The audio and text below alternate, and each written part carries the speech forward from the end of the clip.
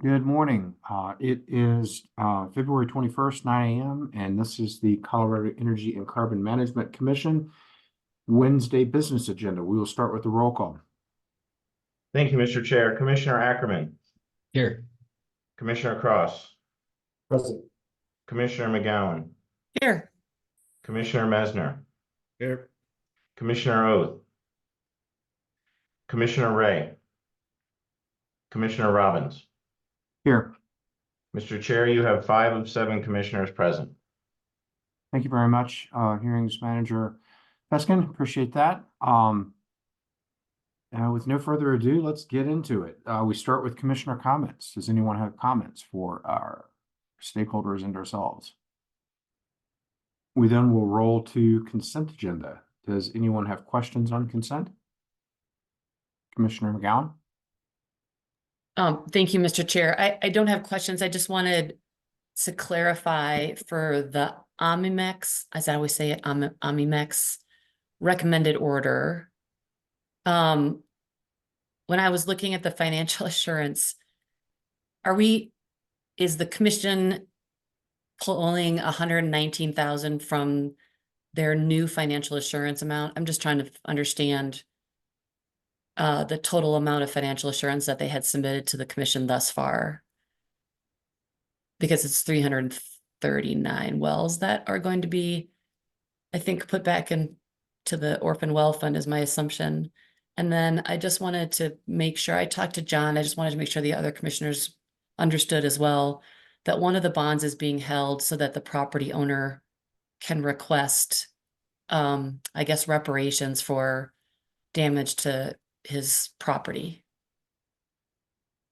I see that Mr. Wolverton has visualized himself. Do you have some ability to answer these questions? That's correct. Thank you, Commissioner, for your questions. Pleasure to be here before you all today. So first, Amimex never submitted their financial assurance payments. That was part of the issue here, was that was due to staff by, I believe, January 4th. We had held a financial assurance hearing before y'all back in August. So no financial assurance was ever collected because it was never submitted. Oh, okay. For some reason, I thought it was the Bradenhead testing. There was an audit. Maybe I'm confusing issues. So thanks for the clarification. Yeah, there's a couple things going on. So the Bradenhead test was a part of the enforcement action. The financial assurance was a separate matter, but the financial assurance was never submitted to us. So there was still the enforcement action, which was those tests, which were also not submitted, that accrued a penalty. And that was kind of the focus of what this was the enforcement action. Along with that, there could be a financial assurance in OAB that could come from that. However, this might make that moot. So we just have the original bonds. Correct. Yes, ma'am. Pre-financial assurance. Okay. Thank you. Correct. Yes, ma'am. Thank you. And I believe there was another question after I was joining as a panelist. So was there another question you had, ma'am? I just wanted to make sure that everyone had clarity that one of the bonds we're holding on to so that the surface owner can get reparation for damage to their property. That's my understanding, because they did something out of order is what I read. Yes, ma'am. They still have to, in accordance with the order, they still have to file their application, and that will be reviewed and assessed at that time, is my understanding as well. Thank you. Thank you. Hang out there for a second, Mr. Wolverton. Let me make sure there's no further questions. All right. Thank you very much. Appreciate you being with us this morning. No further questions on that matter. Is there a motion to approve consent? So Second. Motion and a second to approve consent agenda. Further questions, discussion? All those in favor of the motion signify by saying aye. Aye. Aye. Any disagreement? Motion carries. All right, we only have one matter before us this morning. It is docket 230700251, an oil and gas development plan proposal by Herv Oil. Why don't we take our normal 5 minutes and get the panel enslated, bring in the attorneys and the witnesses, bring in Mr. Maxey, and let's return at 9:11. All right, we are back on the record in docket 230700251. Good morning, Mr. Prashala. Good to see you and have you with us. Do you want to have your witnesses visualize themselves, and we'll get them sworn in, and then we'll move to Mr. Maxey? Yeah, I'm looking at the list. Good morning, Chair Robbins. I'm looking at the list, and it looks like we're just waiting on Matthew Hoover to be elevated to panelist. It looks like he's there now. Okay, great. Mr. Chair, would you like me to go ahead and swear everybody in? Yeah, Mr. Hoover, please visualize yourself.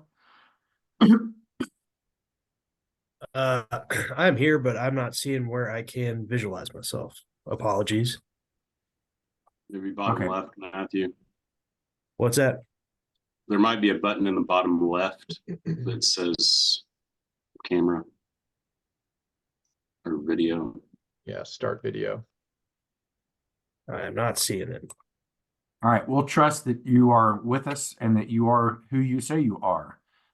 AAG Mercer, please go ahead. Thank you, Mr. Chair, and good morning to the panelists. I'll just go one at a time and ask that you raise your right hand, state your name, and that you swear to tell the truth. I'll begin with Ms. Feldman. I swear to tell the truth. Thank you. And your name for the record? Ann Feldman. I swear to tell the truth. Thank you. Mr. Neal? Bennett Neal, I swear to tell the truth. Thank you. Mr. Hoover? I swear to tell the truth. And your name for the record? Matthew Hoover. Thank you. Those are your three witnesses, Mr. Prashala? They are. Okay, great. All right, as we normally do with regard to procedure here, we will hear from Jason Maxey from Weld County on this proposed OGDP first. Good morning, and thank you, Chair Robbins and Commissioners, for, as always, the introduction and for the ability to come before you for a few minutes this morning to talk about the OGDP that you all are considering this morning. I just want to give you some high-level points from the Weld County perspective and from our process, just so that you can include that in your consideration today, along with the applicant's testimony. As you know, we have a very thorough local process, and we're always happy to talk about some of the high points about that process that we have also performed with not only your organization, but CPW and others, as well as the applicant. So on June 29th of 2022, Weld County held a pre-application, which, as you know, is standard for our process. We held that meeting for both the Rue State North and the Rue State South locations, which together make up the Rue State OGDP before you today. Attendees at that pre-app meeting included the Herv Oil staff and their consultant, Ascent Geomatics. It included Weld County staff, ECMC staff, and CPW staff. In addition to this virtual pre-application meeting that we had, there was also an on-site consultation with CPW that was held on July 28th of 2022. So basically about a month after the pre-app, that on-site was scheduled and was held. Both ECMC staff and Weld County staff were actually in attendance at this on-site. We were able to make that. And as a result of the on-site and the discussions that happened while we were out there, Herv actually modified kind of the original location of the Rue State North a little bit and shifted it as close to the existing county road as possible to help try to lessen the impacts to some HPH items that CPW talked about. The two 1041 WOGLA applications for the North and the South were received on December 30th of 2022. During our application process, we did receive one application for intervention that was specifically on the Rue State South location. The adjacent property owner expressed a little bit of concerns regarding traffic, noise, and dust. We received no other notification parties. We received no other questions from no other notification parties regarding the application. The 1041 WOGLA hearing was held on April 6th of 2023, and the hearing officer considered testimony at that hearing, in addition to also hearing from the intervention party themselves. And after talking about BMPs surrounding dust, traffic, noise, lights, both applications were ultimately approved. No referral parties participated in our 1041 WOGLA hearing. There were some additional BMPs, including noise monitoring from the adjacent property. The adjacent property owner has a direct contact phone number for HERV personnel and will be provided notice prior to any increases in traffic as well. Those were included in our final order from the hearing officer. As you all know, Weld County has what we call a road maintenance agreement, which requires dust suppression be applied by a county-approved contractor, and that was also one of the BMPs that was discussed and approved during our application process. Our final order for both locations was recorded with the county clerk and recorder, published in the Greeley Tribune per our process back in April 21st of 2023, which creates a vested property right for this permit, or both of these permits, excuse me. While Weld County did submit 2A comments to the ECMC via the web forms platform for both locations on January 11th of 2024, they do not appear to be included in the Form 2A attached to the director's recommendation. Just want to make note of that. So we had worked a lot with Sabrina when she was in her former role with Ben Frizzell in his current role to try to get comments emailed to the staff, because the web forms platform had quite a hiccup there for a little while you all were changing systems and going through some changes. But we didn't see that they appeared on the Form 2A. So if desired, we can get those comments back over to you guys, but we did submit them via web forms on January 11th of this year. So all that being said, we do agree with the director's recommendation, and we do support approval of this permit from the Weld County's perspective. So thank you for listening to all the details from the Weld County process. We appreciate the time as always, and I am available for any questions you all might have. Mr. Maxey, talk a little further about the intervention party at the WOGLA hearing, how they were heard, whether they were comfortable with the answers, whether their concerns were addressed, et cetera. Yes, thank you, Chair. So the intervention party actually is the party that has the building units that are the closest to the HERV State South location. So that building, the intervention party was the property owner of the building unit that was the closest within that 1041 WOGLA zone, which, as you know, is 2,000 feet. We measure from the ultimate disturbance of the location. Again, you all do the working pad. Ours is a little further out, so our boundary reaches just a little further out regarding that 2,000 feet. The property owner, last name is Schultz, and so it was Miss Schultz who filed for intervention. She was granted that ability to come to the hearing and speak due to being what we would call a directly impacted participant in our process, a resident.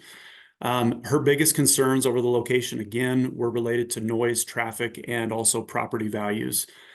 She did receive several phone calls and mailings from HERV Oil, which she did confirm at the hearing. So she had, at the time, been in a lot of contact with HERV Oil, and that was on the record. So she believed that she had had a lot of good communication with them and that they have been responsive to her questions and concerns. She was talking a little bit about an existing facility to the west of her house and thinking that that might be a little bit better of a benefit, but through the testimony from in front of our hearing officer and through the testimony of the applicant, which I'm sure they'll talk a little bit about today, it was determined that for a variety of reasons that was not a viable location. And so the current location that's in front of you is the route that we went with. Again, her traffic concerns related to the fact that there is a county road that goes north to south, County Road 83, it looks like, goes north to south past her house. She was a little bit concerned about traffic, which again is why in our hearing, we worked with her and HERV Oil agreed to providing actually additional notification to her during some increase of traffic periods that location would have due to construction or moving in and out heavier equipment, things like that they would continue to work with her for that notification. So in a nutshell, that's basically what was brought about, what was talked about. And again, we implemented some additional BMPs to try to help address some of those concerns that she had during our hearing process. Okay, thank you very much. Further questions of Mr. Maxey? All right, I'm not seeing further questions. We know how to get a hold of you if we need you later in the hearing. Thank you very much. Thank you. Mr. Priscilla, you and your witnesses are recognized. Thank you. Good morning, Chair Robbins and Commissioners. My name is Joe Pershalla with Wellborn Sullivan Meck and Tully, and I'm appearing today on behalf of Herb Oil. I'm pleased to present Herb Oil's Russ State Oil and Gas Development Plan application. First, I'd like to thank the Director, ECMC staff, and Mr. Maxey and his team at Weld County for all of their work on the application. With me today and presenting for Herb is Bennett Neal, Vice President of Land and Regulatory. Also available for questions are Matthew Hoover, Operations Engineer at Herb, and Ann Feldman, a Regulatory Consultant with Ascent Geomatics Solutions. The Russ State OGDP covers approximately 2,511 acres in unincorporated Weld County, located northeast of Greeley. The OGDP consists of one approximate 2,500 acre drilling and spacing unit for the Niobrara Formation.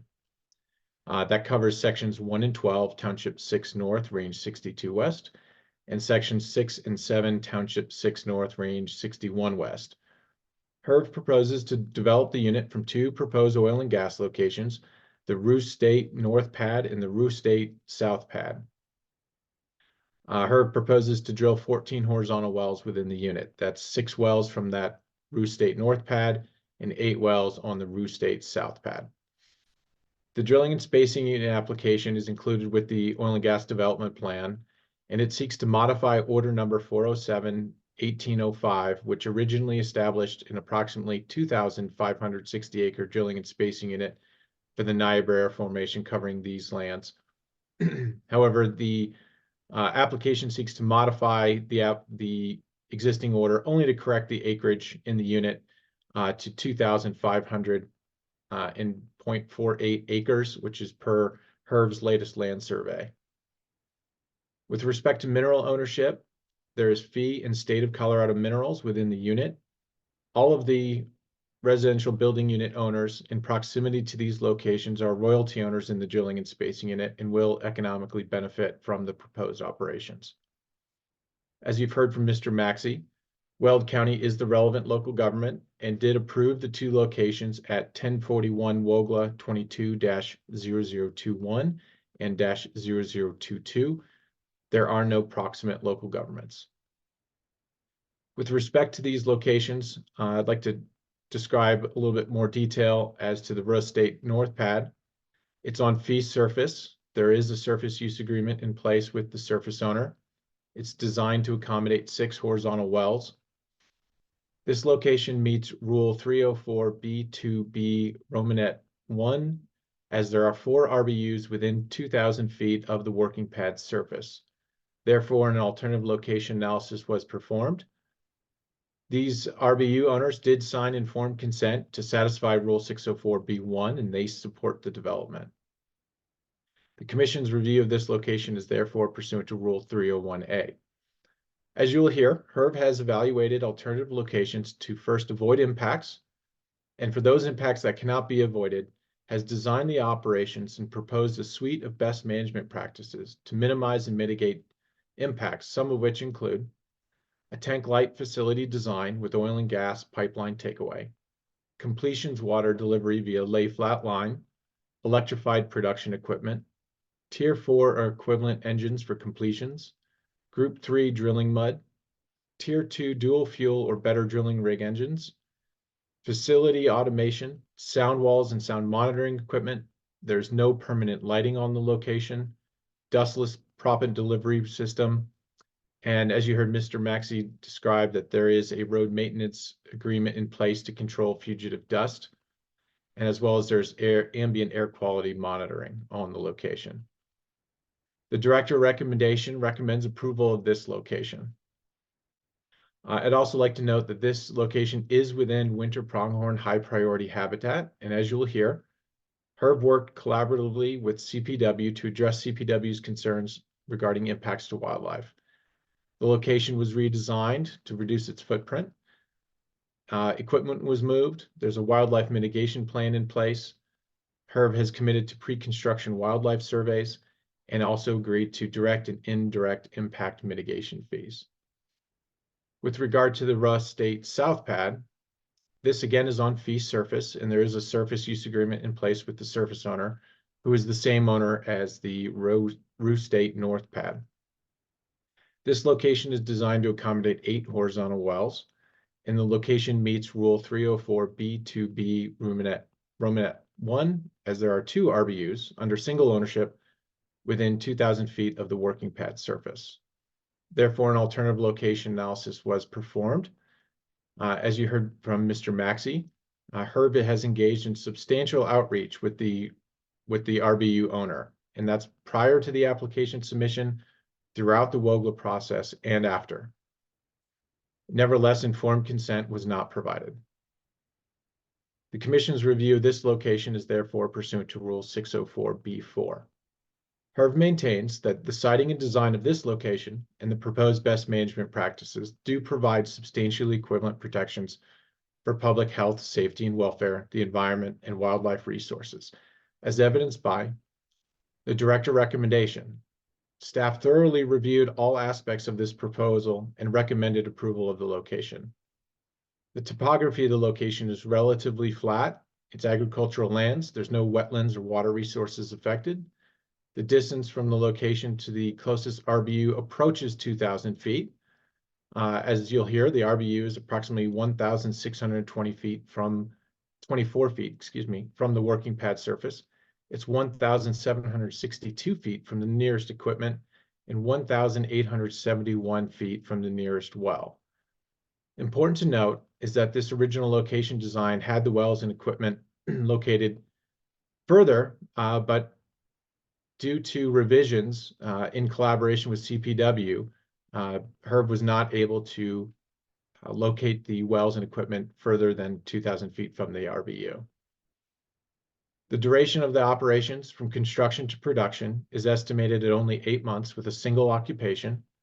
Weld County, following its WOGLA review hearing process, at which you heard the RBU owner participated, did approve the location, siting, and design.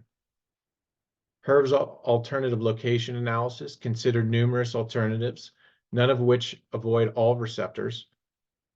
This location is sited directly south of the Russ State North location, which does allow for a direct gathering line connection between these locations and to the existing oil and gas pipeline infrastructure, thereby minimizing further impacts associated with takeaway.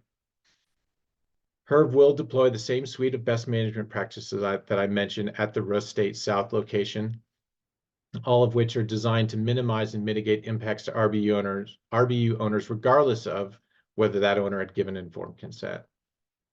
Herb has redesigned this location and removed tanks to reduce emissions, and Herb has communicated extensively with the RBU owner over a 2-year period and has committed to continue dialogue with the owner. Like all the alternative locations, the Russ State South Pad is within winter pronghorn high priority habitat, and Herb has worked collaboratively with CPW to address the concerns of impacts to wildlife. And the same considerations, as I mentioned, regarding the Russ State North Pad apply, that this location was redesigned. There is a wildlife mitigation plan in place. There are pre-construction wildlife surveys, and direct and indirect impact mitigation fees are committed to. With respect to the alternative location analysis, Herb evaluated 8 alternative locations, none of which avoided all sensitive receptors. With respect to the RBU owner nearest the Russ State South Pad, as you'll hear, that owner did express concern at the WOGLA process, both to Herb and Weld County, regarding traffic, noise, and dust, and the economic concern associated with possible impact to her property value related to potential subdivision planning. When posed with the question of whether alternative 8 was preferable location, given the increased distance from her home, the owner stated that alternative location 8 was not more preferable than the proposed Russ State South Pad.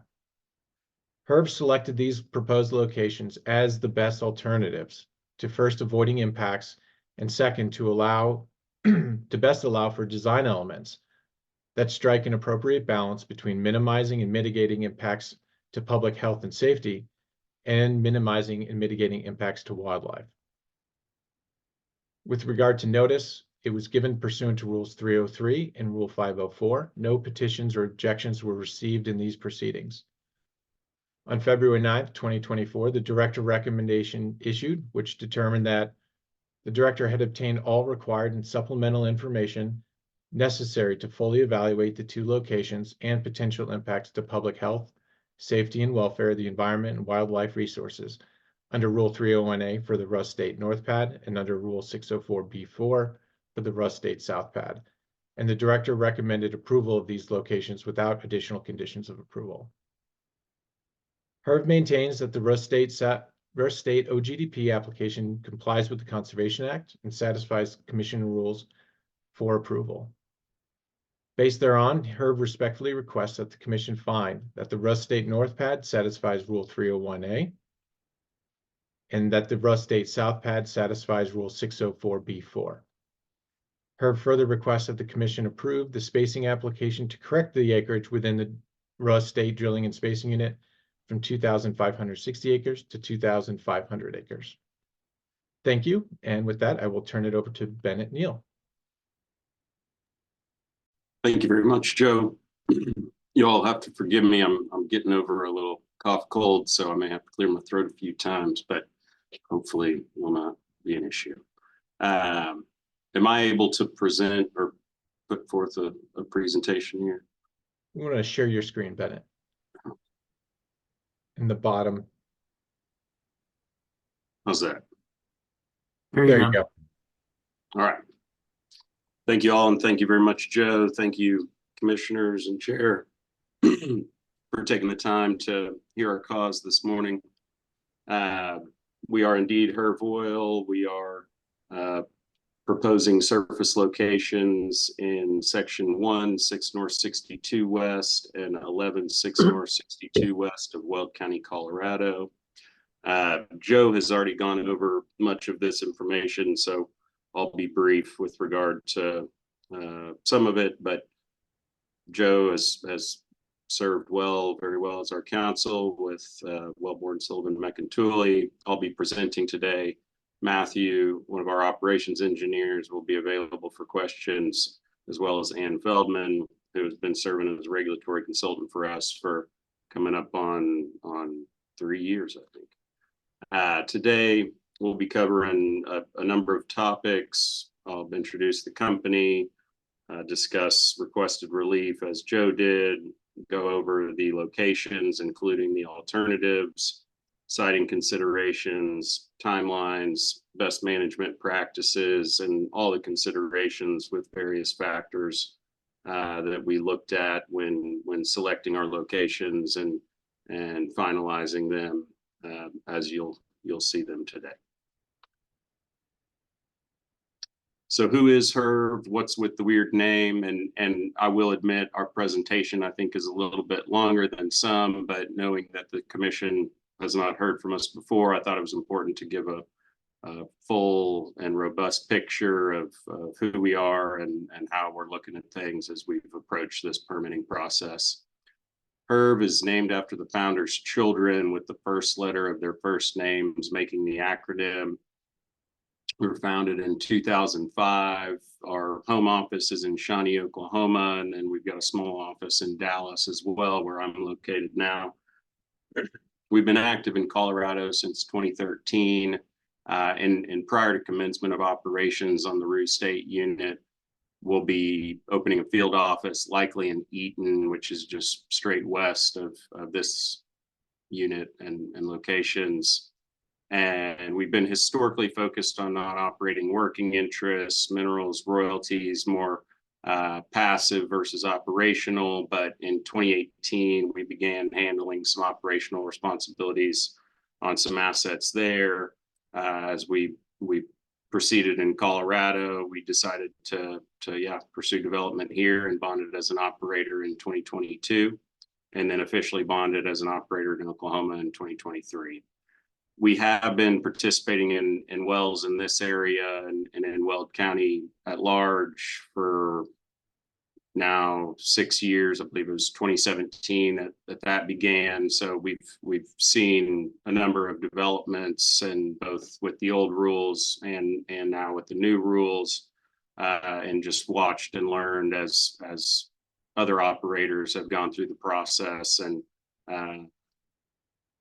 tried to learn from all and take in what they've done right, wrong, and just learn from what people would consider some of the best operators in the area. This is a general location map meant to give you all an idea of where the unit is located relative to Denver and Greeley. You can see we're, again, straight east of Eaton. The closest town is Briggsdale to the northwest, and we're northeast of Greeley, approximately 45 minutes to an hour. This is our OGDP map and development area drawing, so a much more zoomed in picture of the unit itself and the locations relative to the unit. Again, it's a 4-section unit with one pad developing the northern 2 sections for the most part, and the southern pad developing the south 2 sections. The one exception is there's a well on the section line, so I just wanted to point that out. Again, it's a 4-section unit, not two 2-section units, and so that's an important thing to keep in mind, just based on development patterns. As it's somewhat unique in this area, people are certainly doing bigger units now, but historically there is offset wells that adhere to the Greater Wattenberg rules, so much smaller spacing. So it is different.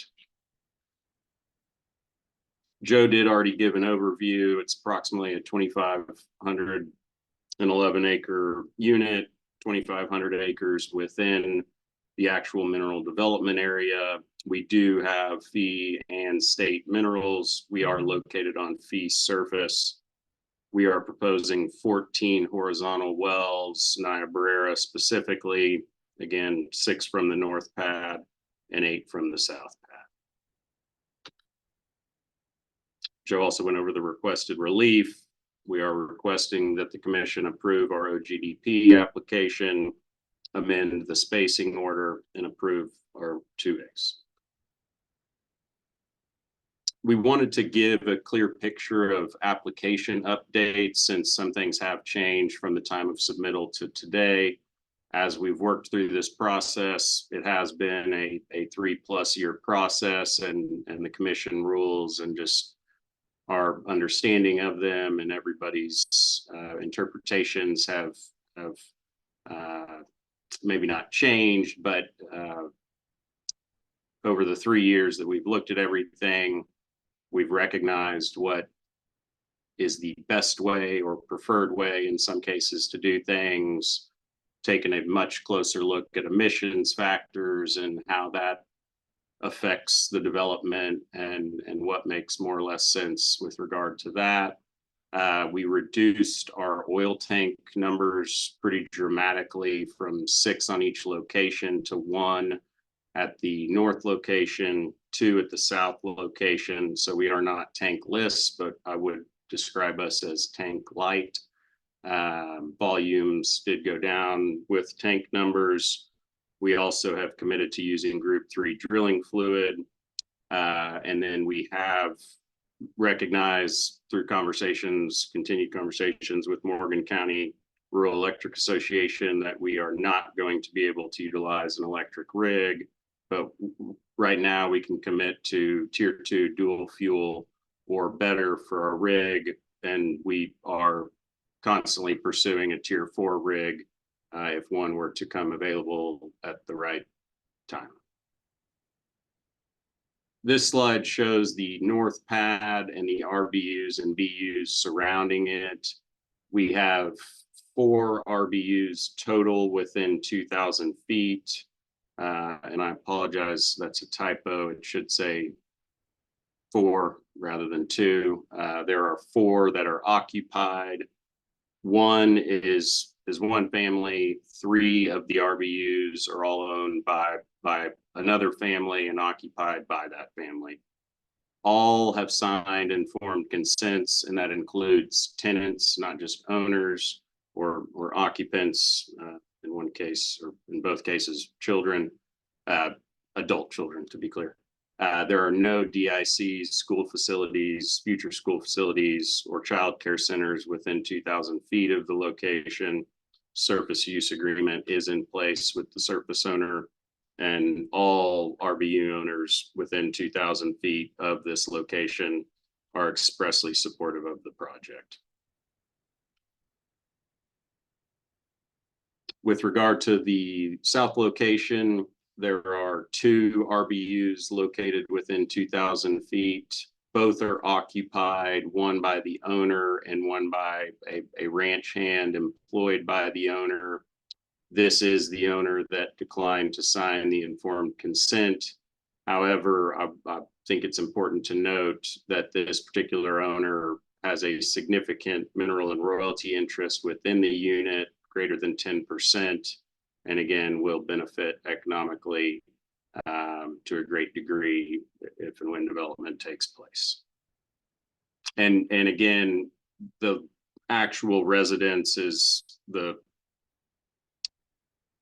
I guess they call them MOBs, but the home that the tenant is in is 1,624 feet away from working pad surface.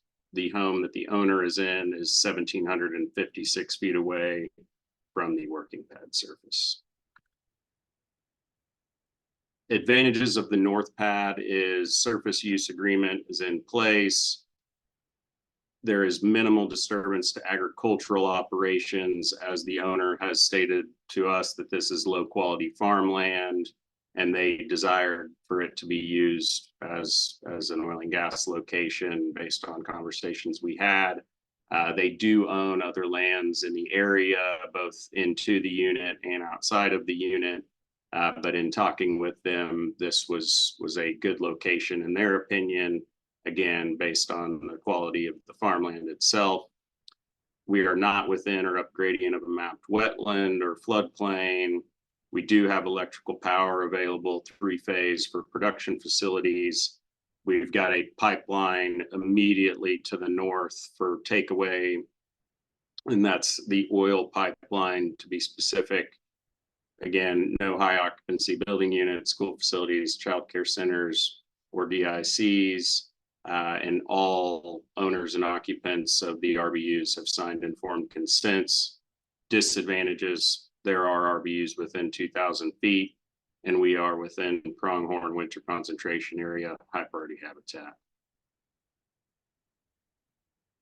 This is another map. I've got the 64 square mile area surrounding or with the unit and surrounding area. And then a zoomed in picture of our cultural features map showing the site and again, the immediately surrounding area. These are photos from the actual center of the location, looking north, south, east, and west, just to give you all an idea of what the location looks like on the ground. As you can see, very flat, and not a lot of development in the area. Ruse State South Pad, similarly, we've got a surface use agreement in place. These lands are owned by the same owner as the Ruse State North Pad. So that was kind of important as we proceeded. We felt like impacting one landowner was preferred to impacting 2. Minimal disturbance to ag operations here as well. Not a lot that was getting grown here that was meaningful to the owner, and it was just an intermittent planting, not a continual agricultural operation. Again, avoids water resources. We do have electrical power accessible and can power the production facilities via that power. We are within 700 feet of an existing DCP Phillips 66 gas line, and they can connect to us here for gas takeaway, and then with the interchange between or gas will come from the north pad to the south to the line, oil will go north to the north pad to the oil line to the north. Disadvantages, again, 2 RBU owners within 2,000 feet of the working pad surface. But I will reiterate that that RBU owner is the largest mineral and royalty owner within the unit and receives direct benefit via royalty income. We are also in pronghorn winter concentration area, high priority habitat here, and have really no options to develop the unit that are not within HPH, which I will show. Same depiction here of the 64 square mile area with the location zoomed in with our cultural features map, just to give an idea of the general area. Photos from the center of the location, looking north, south, east, and west, similar to the north location. Not a lot of development going on, and not a lot of activity generally. This is a depiction of our takeaway situation. The existing oil pipeline that runs along the north side of the border, unit border, is owned by Taproot Energy Partners. We've got takeaway for oil planned with them, and then again to the west 700 feet approximately of the south pad is DCP Phillips 66 gas line that we will be connecting to. This is our alternative locations map. We ended up with 8 alternative locations based on our pre-app meeting. We had identified 6, and then 2 more, numbers 7 and 8, were identified in the pre-app meeting and discussed. And I will discuss all of these as we proceed. Alternative location 1 is, and I'm going to pop back to the alternative locations map as we go, just to give you guys a better picture as they're discussed of where they're at exactly and how we looked at them. So alternative location 1 was on the south side of the unit. These are private conservation lands. I had identified that based on the owner name, and then when we ran the Codex report through consultation with Colorado Natural Heritage Program, the Codex report results showed that these were private conservation lands indeed. This would impact an additional surface owner. It is directly adjacent to a floodplain. A floodplain is immediately to the south of this location. There would just be additional infrastructure build out required to this location, and it is also within pronghorn winter concentration area, HPH. Alternative location 2, same situation. It is within HPH. There would be much more build out required for infrastructure needs, and an additional surface owner impacted. And again, I'll pop back to the alternative locations map just to show where 1 and 2 are on that south side. You can see the floodplain immediately south of alternative location 1 as well. And as you guys saw, where those takeaway locations were, alternative location 2 is one of the furthest away from those existing takeaway options. Alternative location 3 was on the east side of the unit. An additional surface owner was impacted here, and there was that additional infrastructure needed. Probably the most important thing, or the most important thing I'll remove probably, was CPW's concern over wetlands in the area. Alternative location 4 fell under that same umbrella.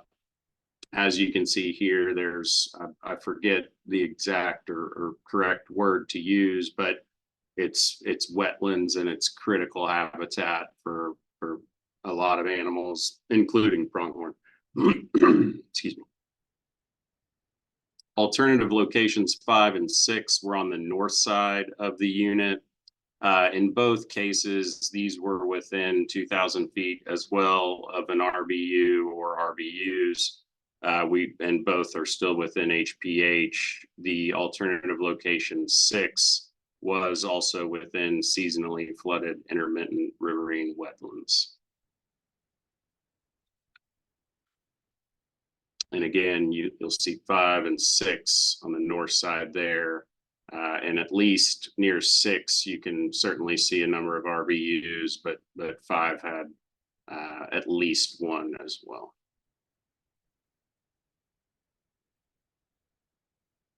Alternative location 7 was also within 2,000 feet of an RBU. There was some discussion in the pre-app meeting of, hey, could you shift it west a little bit and get it with outside of 2,000 feet of that RBU. That was possible. I think as soon as we started having conversations with CPW and discussed the desire to limit fragmentation of habitat, it was recognized that, okay, well, we really want to be closer to the road, and then we're back within 2,000 feet of the RBU. So in any case, we'd be within the 2,000 foot threshold. We're still within HPH. That surface owner does have active cattle operations on those lands and a water well right there in the vicinity of where alternative location 7 was identified. Alternative location 8, just to provide some background here. I'm sorry for the switch up, but for the sake of, providing some additional color, since I know there was some questions on this from commissioners in advance of the hearing, and then some mention of it in the director's recommendation, we began pursuing surface use agreements from owners and discussing possible surface sites in January of 2021. As we proceeded in talking to them, we attempted outreach to this owner of the south half of Section 11. We sent letters to 3 different addresses, made multiple phone call attempts, and nothing was responded to during that period of pursuing surface locations and subsequent agreements. It does impact an additional surface owner. It is still within pronghorn winter concentration area. It is slightly further away from the oil takeaway. And I just want to provide some color on the fact that we did provide a location map, which I'll address this at the end of the presentation as well, for our selected location to the RBU owner within 2,000 feet of our south pad, Chris Schultz. In June of 2022, we sent a map showing exactly where we were considering putting it. Said we're within 2,000 feet. It's approximately 1,700 feet away from the working pad surface. Please let us know if you have any questions or concerns of any kind. None were voiced. I spoke with her on the phone. It was yes, I understand. Yes, I received the map. No comments, no concern voiced over many, many months. We did not get any real response from her other than just a yeah, okay, until spring, or I guess late winter, February of 2023. I think that was pursuant to the WOGLA hearing and immediately before. And that was over 7 months after we had presented the plat map to show her exactly where we were planning on putting it, what the proximity to her home and property would be. And as we proceeded in 2002, after we had selected those locations, done the pre-app meeting with the various state agencies, including CPW, and then the subsequent on-site, we had started planning with CPW on our redesign for the locations.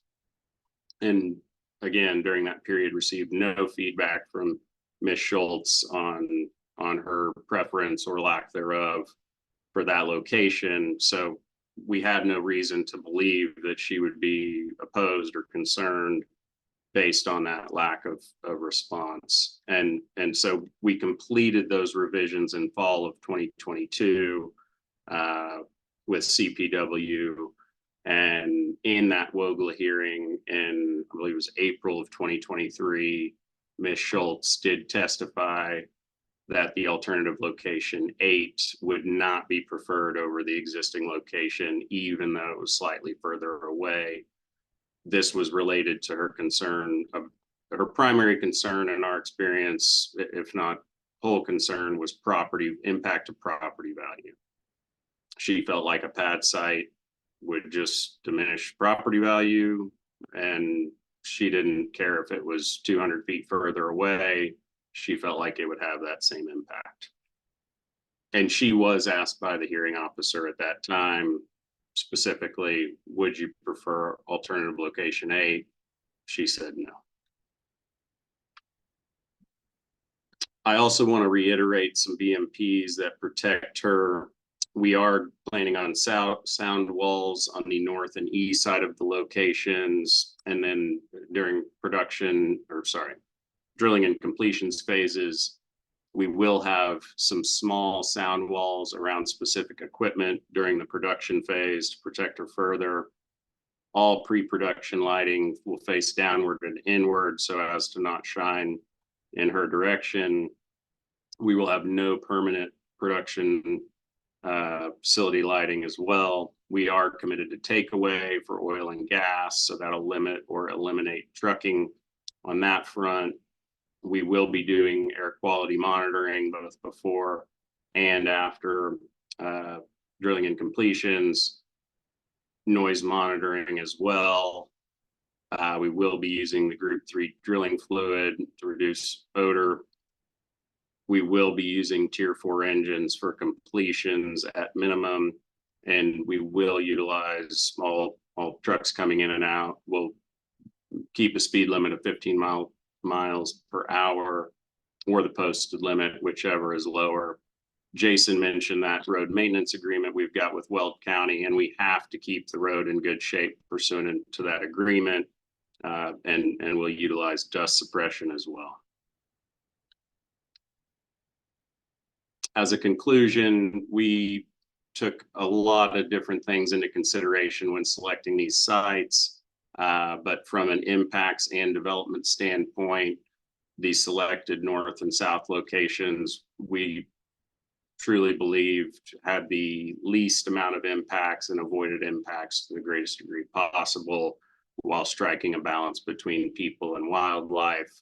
And our proposed locations are preferred to best avoid, minimize, and mitigate the impacts of development. To give you guys a better idea of our permitting timeline, we did our pre-app meeting with the various state agencies in June of 2022. We did our WOGLA hearing and received approval in April of 2023. We filed our OGDP application in August of 2023, resubmitted with a few changes in November, and then received our completeness determination in December, with the 30-day public comment period ending in January with no comments received. We received the recommendation of approval in February, and here we are today, February 21st. Here. For our estimated operations timeline, construction, again, Pronghorn Winter Concentration Area, HPH, we cannot touch the site until May 1st. At that point, we intend to complete a number of wildlife surveys. Depending on the results of those, we would start construction. Drilling would come soon after, completions following in late summer, flowback following completions, and then interim reclamation would begin at the end of the year, November, December timeframe. Here are a few general best management practices. Again, I mentioned sound walls, sound monitoring, no permanent lighting on facility, directing all lights that are on the facility pre-production downward and inward. We will be using pipeline takeaway for oil and gas. We will bring in completions water, be it temporary lay flat line. we will truck out produced water, but volumes diminish dramatically within the first 12 to 18 months. We will automate the facility and use remote monitoring. We've got a closed loop system for mud and a dustless gravity fed sandbox type proppant delivery to reduce dust and odor. We'll control fugitive dust and use vehicle tracking as well. We will do ambient air quality monitoring. We will be using vapor recovery units and enclosed combustion devices to reduce emissions and electrification of production equipment. We will be doing LDAR and AVO inspections and utilize Group 3 drilling fluid. We do have an extreme focus on safety. We recognize that at the end of the day, that is most important. We want to keep people healthy, happy, and alive and well. With wildlife, I'll go much deeper into this later on, but we'll pre-clear all proposed disturbances according to CPW guidance and with CPW and implement appropriate wildlife exclusion devices on all facilities, tanks, etc.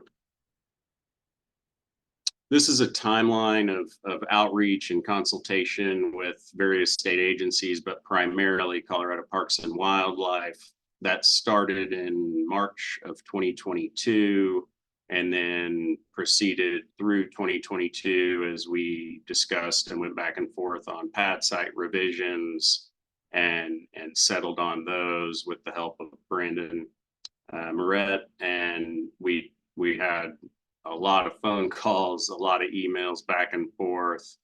It was quite the process, and we recognized why. And we were happy to take part in it to make sure that we were doing right by wildlife and local human population as well.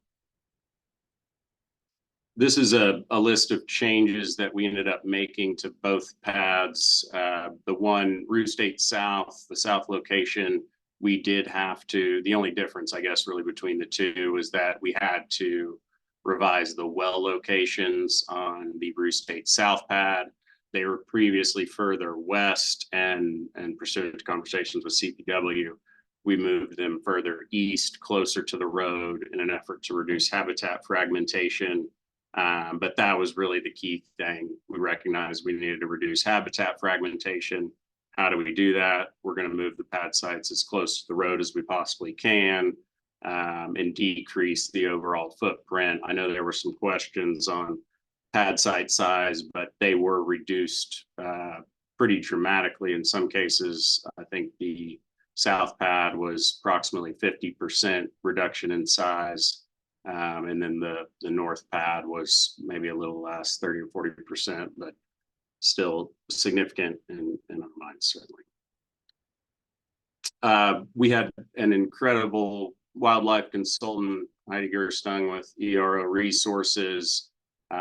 We ran IPAC reports. I mentioned that Codex report as well, but the IPAC report, it addresses federally listed endangered species along with the state ones that we were already pretty keyed in on.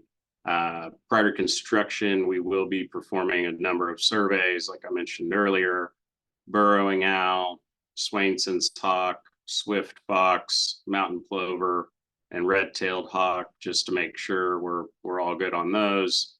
If one or more are identified, I've got it listed here, what we intend to do. This is important to note because it can obviously change our timeline. I mean, we're already can't do anything from that January 1st to April 30th timeframe. It admittedly gets pretty tight on timeline if something were to come up here. But at the end of the day, we recognize where we're at and recognize that wildlife needs to be protected adequately. So we're doing it the right way. And we did negotiate the indirect and direct impact fees with CPW.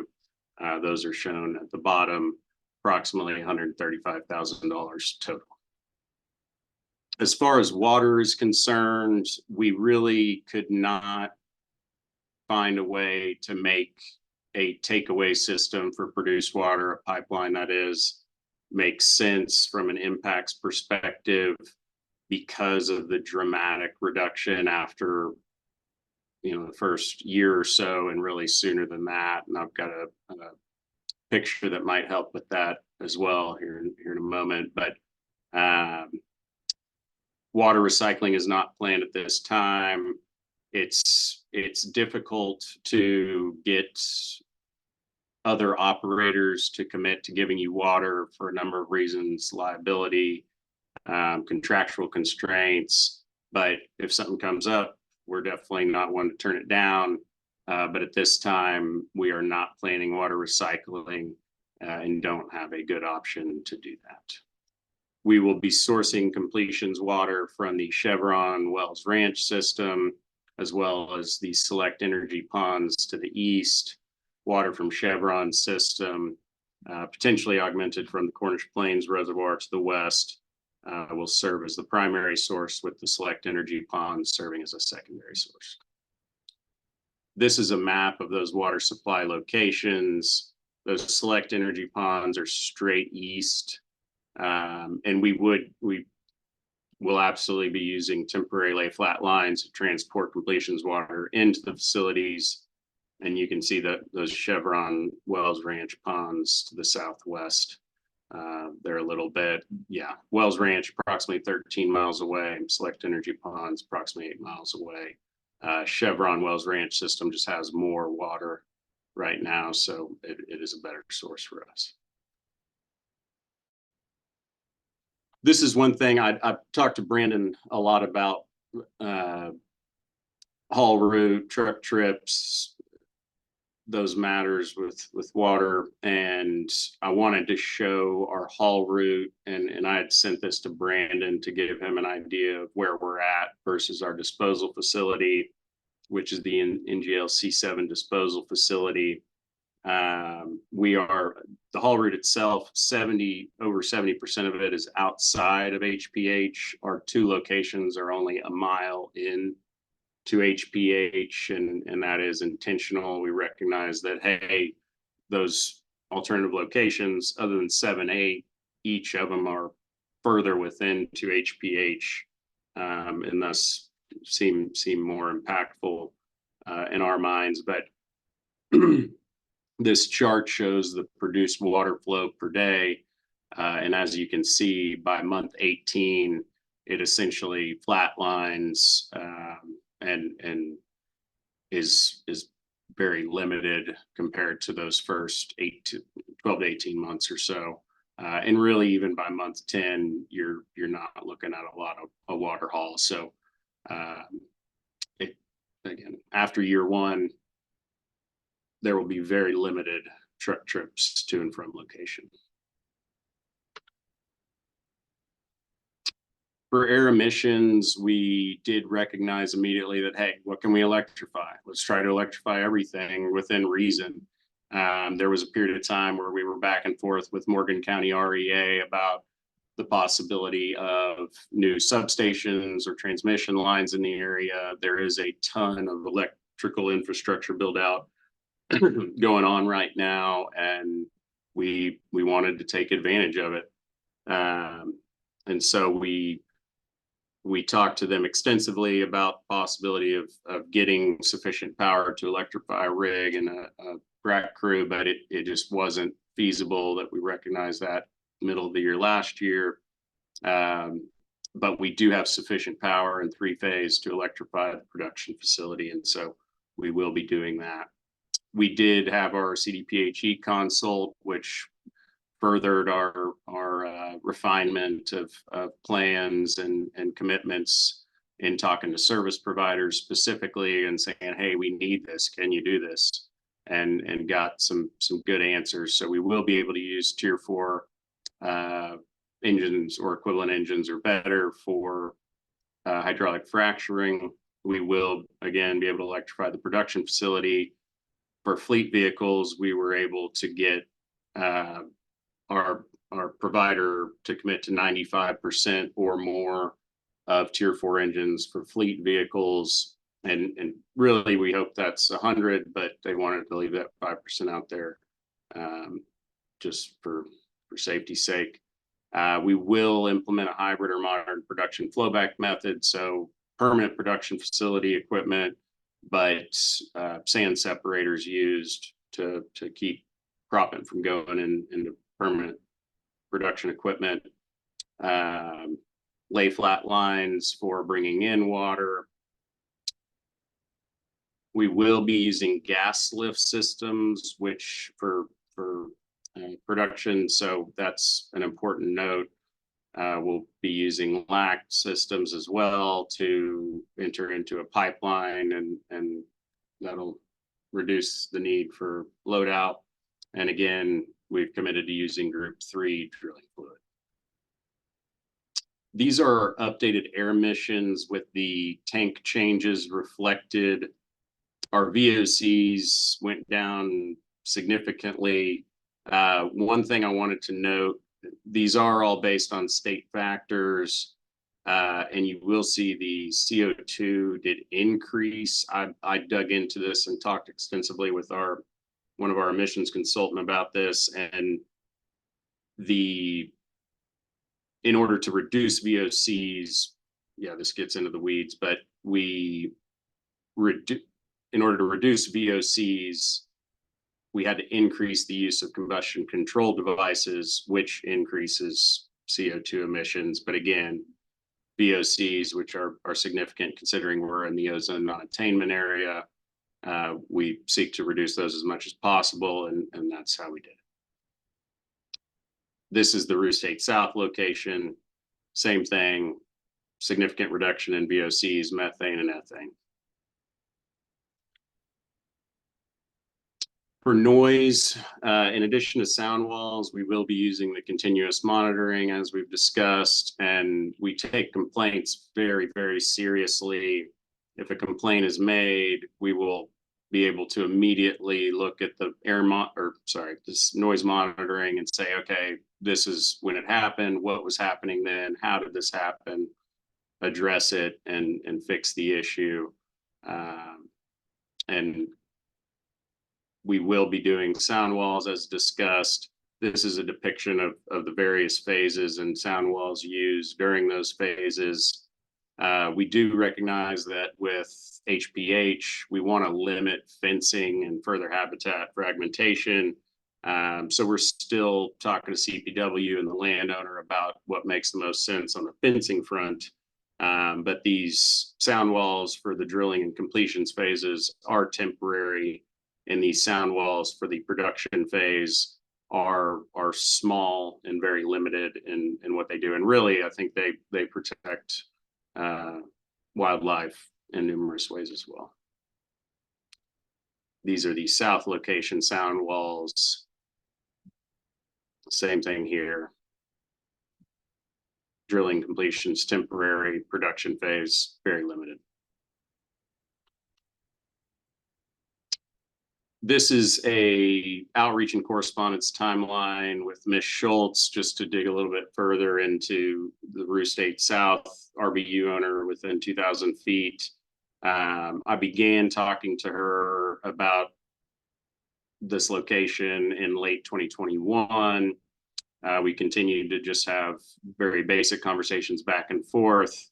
I let her know what we were hoping to accomplish, what we were seeking as far as location and sites and development plans, and sent her a map in June of 2022 with that location depicted.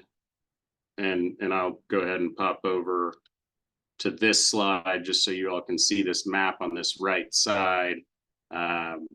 One of the circles, the red circle, is 1,000 feet. The blue circle, light blue, is 2,000 feet. But this was meant to give Ms. Schultz an opportunity to see what we were considering and voice any concerns at that time if they existed.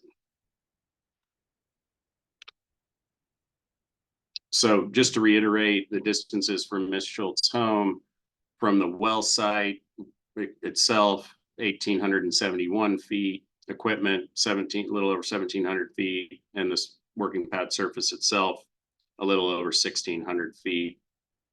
Whenever the initial February 2023 response was received as far as a concern, that was via an attorney letter, and that attorney letter really only said that the concern was property values. There was a desire on her part to, at some point, subdivide the property. She owns an entire section, section 12, and she had a desire at some point in the future to subdivide that into 80-acre parcels and sell them off. And so she was concerned that a oil and gas facility in the area would impact property values negatively. After talking, and I continued to talk to her, we met before the WOGLA hearing. I met with her and her attorney in Greeley, talked through all things with the location, her concerns, how we viewed things. And then I talked to her immediately following the WOGLA hearing. And at that point, I feel like she felt like she was heard in the WOGLA hearing, felt like that was the conditions of approval in that case were satisfactory. And I have reached out since, but I have not heard. I've extended some offers as far as, hey, we can attempt to beautify the site. Her immediate response was, well, it's not my land. And I said, well, I don't think any landowners opposed to beautification efforts, assuming it doesn't impact their land negatively or have additional wildlife impacts on the negative side specifically. She is the only area owner that is not expressly supportive of the project. Everybody else, mineral royalty and surface, is supportive of the project. And we just had no expectation for her to be opposed. She's a huge mineral owner in the unit. She has an active oil and gas lease in place for those minerals that states in it, no well shall be drilled nearer than 500 feet to a house or barn on said premises without written consent of lessor. We have no desire to put a pad site near 500 feet. We're 3 times that away. But there was just no indication until we received that attorney letter that she would have anything but support for the project, considering the benefit she would see. Again, this is the letter that was sent to her along with the map. I did state within the letter, please let me know if you have any questions or concerns. Please do not hesitate to call or email me. Again, we were hopeful that if there were concerns, they would have been voiced much sooner than 7 months after receiving this map. I do just want to end on a personal note. I know that I'm in Dallas, Texas. We've got an office in Oklahoma, but I've been visiting Colorado for over 30 years. I love this state. I've got family and friends there. I've got family that's lived there on and off. I've become friends with some of the owners in this area, and the state's a shared resource. We want to protect and preserve it as much as the commission does, so that our kids can enjoy it and future generations after that. We absolutely believe in the golden rule as a company and being the best neighbor we can be. We've always approached development that way and recognize that it does impact people, wildlife, etc. And we want to limit that and provide more benefit than harm, certainly. All the local surface owners in the area do have my personal cell phone number. This is the same one my wife calls. I end up answering a lot of spam calls, but it is what it is. I'm ready to pick up the phone if there is a concern or question about anything we're doing or proposing. We do use the same consultants and service providers as any of the larger companies that are active in the area or have been for an extended period of time. And I do want to note that in talking with service providers, they're playing catch up to some degree, but I would say more so they're just recognizing through conversations with operators, ourselves and others, hey, we need to change our practices or we need to update them. I do feel like there's a recognition of a desire to do better within the service provider side. And we've seen that directly. I know specifically, I can say Liberty, our potential completions provider, all of their fleet within the area will be tier 4 or better. I think as of today, they started that process last year and heard from them in January that everything should be converted within a few months. So I think we're getting there. We do believe our plans, our best management practices, and executing on them will serve to avoid, minimize, and mitigate impacts to the surrounding environment. And we really are grateful to have the opportunity to present and all the help we've received throughout the process and consideration and opportunity to do business in the great state of Colorado. Happy to answer any questions, and I can go through and respond to some of the commissioner questions we received yesterday, but I know our presentation may have answered some of those. So please just let me know. All right, thank you for the presentation. If you want to take down the screen share, I'll be able to see everybody a little bit better. Thank you. Mr. Pishala, did you have anything further? I do not, unless you have any questions for council. I think we can proceed to commissioner questions to Mr. Neal. Commissioner questions to Mr. Neal. Commissioner Cross? Thank you, Mr. Chair, and thank you for this presentation. It was very detailed and answered some of the questions I have. I'm just hoping to, at the outset, get a little bit better understanding of the alternative location analysis. So in looking through your presentation and some of the documents provided, it looks like you said you spoke with Ms. Schultz beginning, I think you said in late 2021, is that correct? Would have been, we had outreach prior, but it was not with regard to surface locations potentially on her land. Okay. And so, and I believe you said you began looking in early 2021 to try and figure out where you would put, and I'm going to mainly focus on the south site here because you have the informed consent on the north side. But it looked like you said in early 2021, you began looking at sites, including sending out to alternative location 8.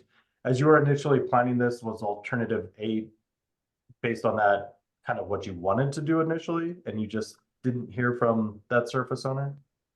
Yes, that was part of the situation. I mean, we looked at the unit itself, again, said, what's our development pattern here? What makes the most sense from a development perspective, but also landowner and wildlife side. We recognize that really it made the most sense based on what we saw to be on the west side of the unit.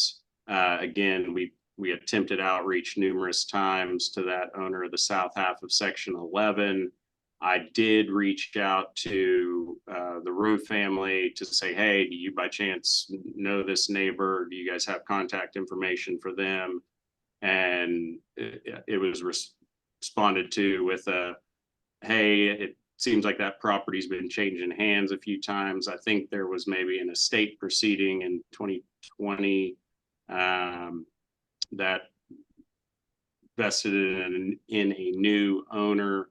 But we were just unable to get in communication with that landowner within, and I do want to make sure and be clear that our leases within this unit are not what we call held by production. We are on a time clock, and so there's time considerations in a, hey, we need to select sites and get this figured out. We had goals of, hey, it's the time frame that we're looking at in hindsight is a lot longer than we had hoped for it to be.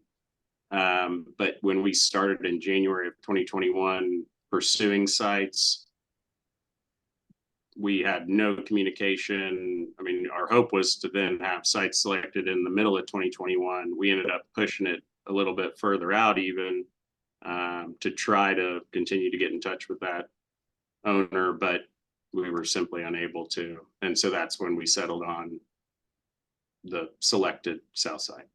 Okay. And so, and part of the reason I bring this up is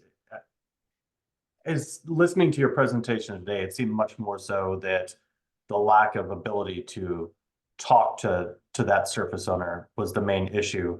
But throughout some of your filings, it looked like there was different reasonings provided. For example, in your ALA analysis that was submitted, it talks about it being a secondary and unnecessary surface owner impact. It's further from infrastructure that's needed. I think at one point in time, you also talked about it was not preferred by Ms. Schultz, which if you could provide a little bit more explanation on that. I got a little bit towards the end that it's because she's planning on subdividing, but if it's not her land, I also wasn't clear on why it's not preferred by her if it's not her land that might be subdivided. So I just wanted to try and confirm it was more so that you just couldn't get a hold of, despite numerous attempts, that landowner and couldn't come to any kind of agreement with them, as opposed to the other points that were made, such as the distance from the infrastructure, et cetera. Yeah, the initial reason for not pursuing a site on that south half was an inability to get in touch with that owner. To specify or to clarify Ms. Schultz's preference, we would have added that alternative location 8 was not preferred over the selected site by Ms. Schultz because of our conversations with her at the beginning of last year, including the testimony at the Wogla hearing, where she was shown that alternative location and she said, no, that wouldn't be preferred over the selected site. It has the same potential for negative property value impact, which we don't agree with. I mean, I think that's a matter of opinion on property value impacts. There's a lot of different factors for that, obviously. But to clarify, she owns the entirety of section 12. Those are the lands that she was talking about subdividing into 80-acre parcels. She was just saying that a oil and gas facility in the general area, not on her lands, may have a potential impact on property values. I think that's just, yeah, a general statement by her. I don't know that there's a lot of science behind that, but does that answer your question? Or is it? I think so. It more so seems like it's not preferred by her. She would rather have it and at least get the surface use agreement and the payment from that, as opposed to it being site 8. But with respect to it not being site 8 overall, it's not a preferred location generally, it's just not preferred by her. Yeah, and I think to clarify, so the multiple surface owner impacts factor, it's, would we, if we've got a choice, would we rather impact one surface owner as far as development on their land, or 2 surface owners? I think if you got the choice, 1. Again, our goal is to reduce impacts. That might seem simplistic, but in our minds, only having 1 impacted surface owner as far as development on land is preferred over 2. With the with regards to Ms. Schultz and her preference on site location, the reason that we have stated now that Ms. Schultz was shown the alternative location and said she did not prefer that is because if we're concerned with Ms. Schultz, which we certainly are, she has stated, I think now numerous times, that she does not prefer alternative location 8. So if our concern is with her opinion, then the south pad is no better or worse than the alternative location 8. I mean, if we move to alternative location 8, that still doesn't appease her, potentially, if she hasn't been appeased. But does that make sense? I think it does. But at least bottom line is the initial precipice for not using 8 and using Ms. Schultz's land was that you couldn't get a hold of the surface owner for 8. Correct. Yeah. If I may just jump in real quick, I think Commissioner Cross, you suggested that the Russ State South pad is located on Ms. Schultz's property. I just want to okay. I just want to make sure I didn't misunderstand you there. Okay. No, yeah, and that was part of what I think was confusing is she said that she preferred this location versus 8, even though 8 wasn't on hers, and so it really was just her preference for it to be on hers. Correct. Thank you. I may have some questions later, but I just wanted to make sure I understood that at first. So that's my questions for now. Thank you. Commissioner McGowan? Thank you, Mr. Chair, and thank you for the additional information. It was helpful. I feel like there was some conflicting information in the director's report and the CDPHE consultation. It just kind of made it difficult to understand exactly what you all were proposing. I will say, I think we need to respect what the landowner has told you, whether you agree with her or not. I think the tenor in which we are discussing how she feels about what you're doing maybe requires a little more respect. Yes, maybe she owns a lot of minerals and will benefit from this development, but not everybody is motivated by the same thing. And I think that we need to value what it is that she's saying and try to figure out how to first avoid, then minimize and mitigate the impacts to her and the things that she values. So I'm going to start with that. Yeah, okay, I'll just stop there. So I was trying to get you all to think about, so I'm glad we're down to 1 tank. I'm wondering if you could talk a little bit about the original proposal. Did it have more than 1 produced water tank on each site? And obviously it had more than 1 oil tank. And can you talk a little bit about the original footprint and now what that footprint's going to be at interim reclamation? Because I feel like it should be a lot smaller than what you have in your application.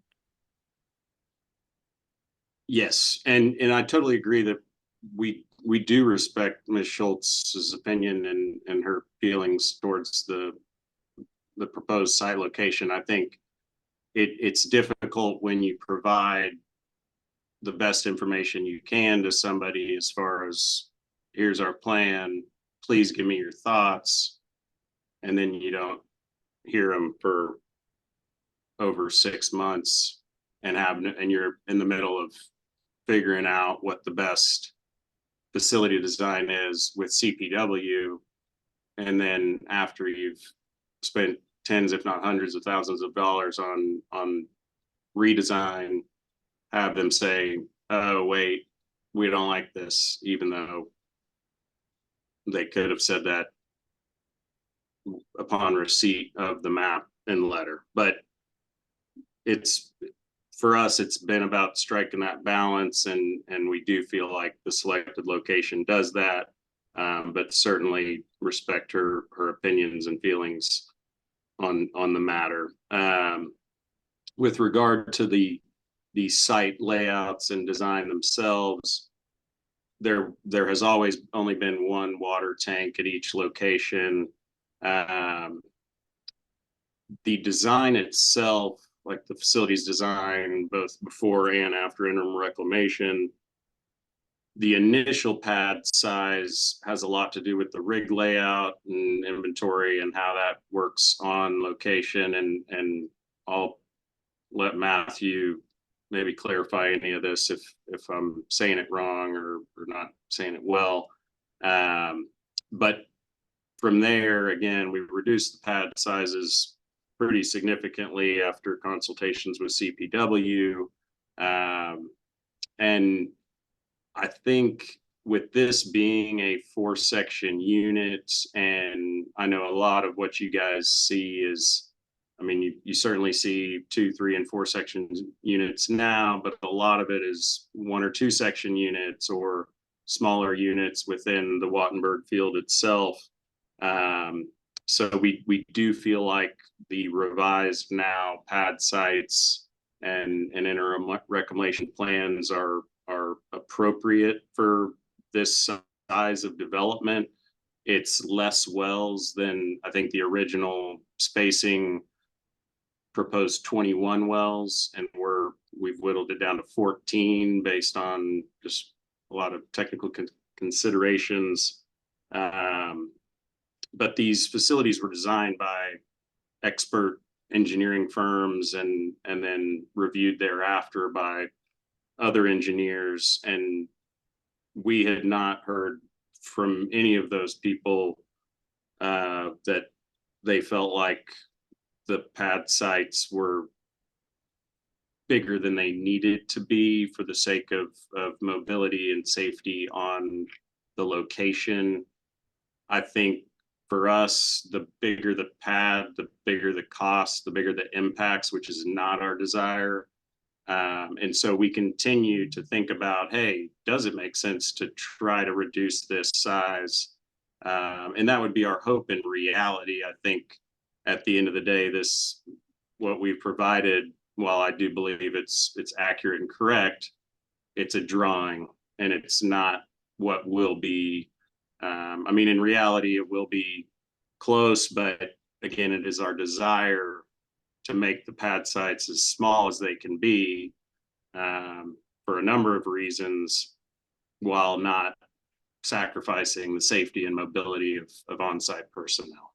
Okay, let me try a more pointed question, because maybe I missed information in the application.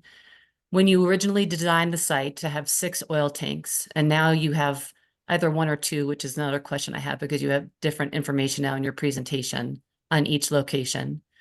Did you shrink the size of the pad after you removed those sites and I missed it? Is the interim reclamation site now smaller? Since the oil tank change, it is not changed due to the oil tanks, no. Okay, so don't you think it should be smaller, and don't you think that would minimize the footprint from a wildlife perspective and maybe from the neighbor's perspective of how big the site might be? Yeah, and that's agreed. And that's why I'm saying I think in reality, we can hopefully make it a little bit smaller. But again, I'll defer to Matthew if I'm not thinking about this correctly, but it's hard to identify.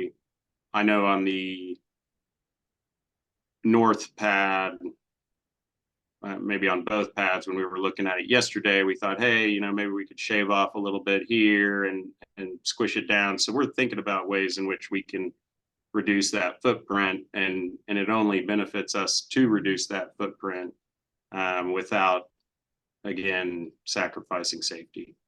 I just want you all to be aware too that our interim reclamation rules require you to use only the footprint necessary, right? Because we want you to shrink that pad as much as possible. So it's quite possible that our interim reclamation staff is going to come visit you and tell you that your site might be too big based on the number of tanks that you've removed now and what equipment is left on the pad. I think I'm feeling a little grumpy because this conversation of your introduction of wanting to do the best and seeing what other operators did before they came to the commission, these changes that you're making are only after you've heard from various folks involved in our review process that this is probably not the best way to first avoid, minimize, and mitigate. So I appreciate that you've done these things and that you've made these changes. But it feels like we're doing, once again, where these changes are being made now in front of the commission after we've asked some pointed questions, instead of doing it on the front end, which then allows us to do a better assessment and have a better conversation with you as we review your application. So my other question was whether or not you considered putting the production equipment on the north location instead of the south. You could have minimized then the impact to the neighbor on the south if you just put all the production equipment on one pad. And if you are now removing the oil tanks, that pad shouldn't have to significantly increase by putting all the production equipment on the north pad. Did you all consider that? We did, and again, I can defer to Matthew if I need to clarify or he needs to clarify anything on this, but with talking to production facilities design folks and thinking about, hey, can we share facilities to some degree? I mentioned those gas lift systems earlier for just production reasons. It gets really tricky, is my understanding, to tie in the facilities with them being over a mile apart with because you use recycled gas for the gas lift facilities. If you're transporting anything other than what is kind of the final oil that's going into the pipeline or the final gas that's separated and going into the pipeline, you create operational and functional, like mechanical functional concerns that could result in additional downtime between both pads versus just one when they're acting independently. And so we have not been able to find a facilities design firm that can confidently say, hey, yeah, we can combine facilities for these two pads and not risk downtime or various concerns of functionality between the two pads. Okay. Well, yeah. Could you clarify, please, how many oil tanks you have on each site? Because I think at the beginning of your presentation, you were down to one oil tank on one site and two on the other. But then when you gave us your update on your emissions, it said one tank on each location. There is one tank at the north location now rather than 6, and 2 at the south location. Okay, so that emissions, those 2 emissions slides that you showed us, one of them maybe is not correct, just FYI. I appreciate that you tried to update the emissions estimates, but I think the assumption in those slides was one oil tank on each site. If I was reading your slide. That is a typo. You are correct. So at the Rue State South, it is the updated emissions reflect 2 tanks, but it was a copy and paste typo. I apologize for that. It should say 2 oil tanks on slide 39 for the updated emissions, and that is what is reflected here. 2 tanks, but again, copy and paste typo on that. Great. And I did, Commissioner McGowan, want to say the pad sites themselves and the designs, excuse me, we did talk to CPW extensively about them.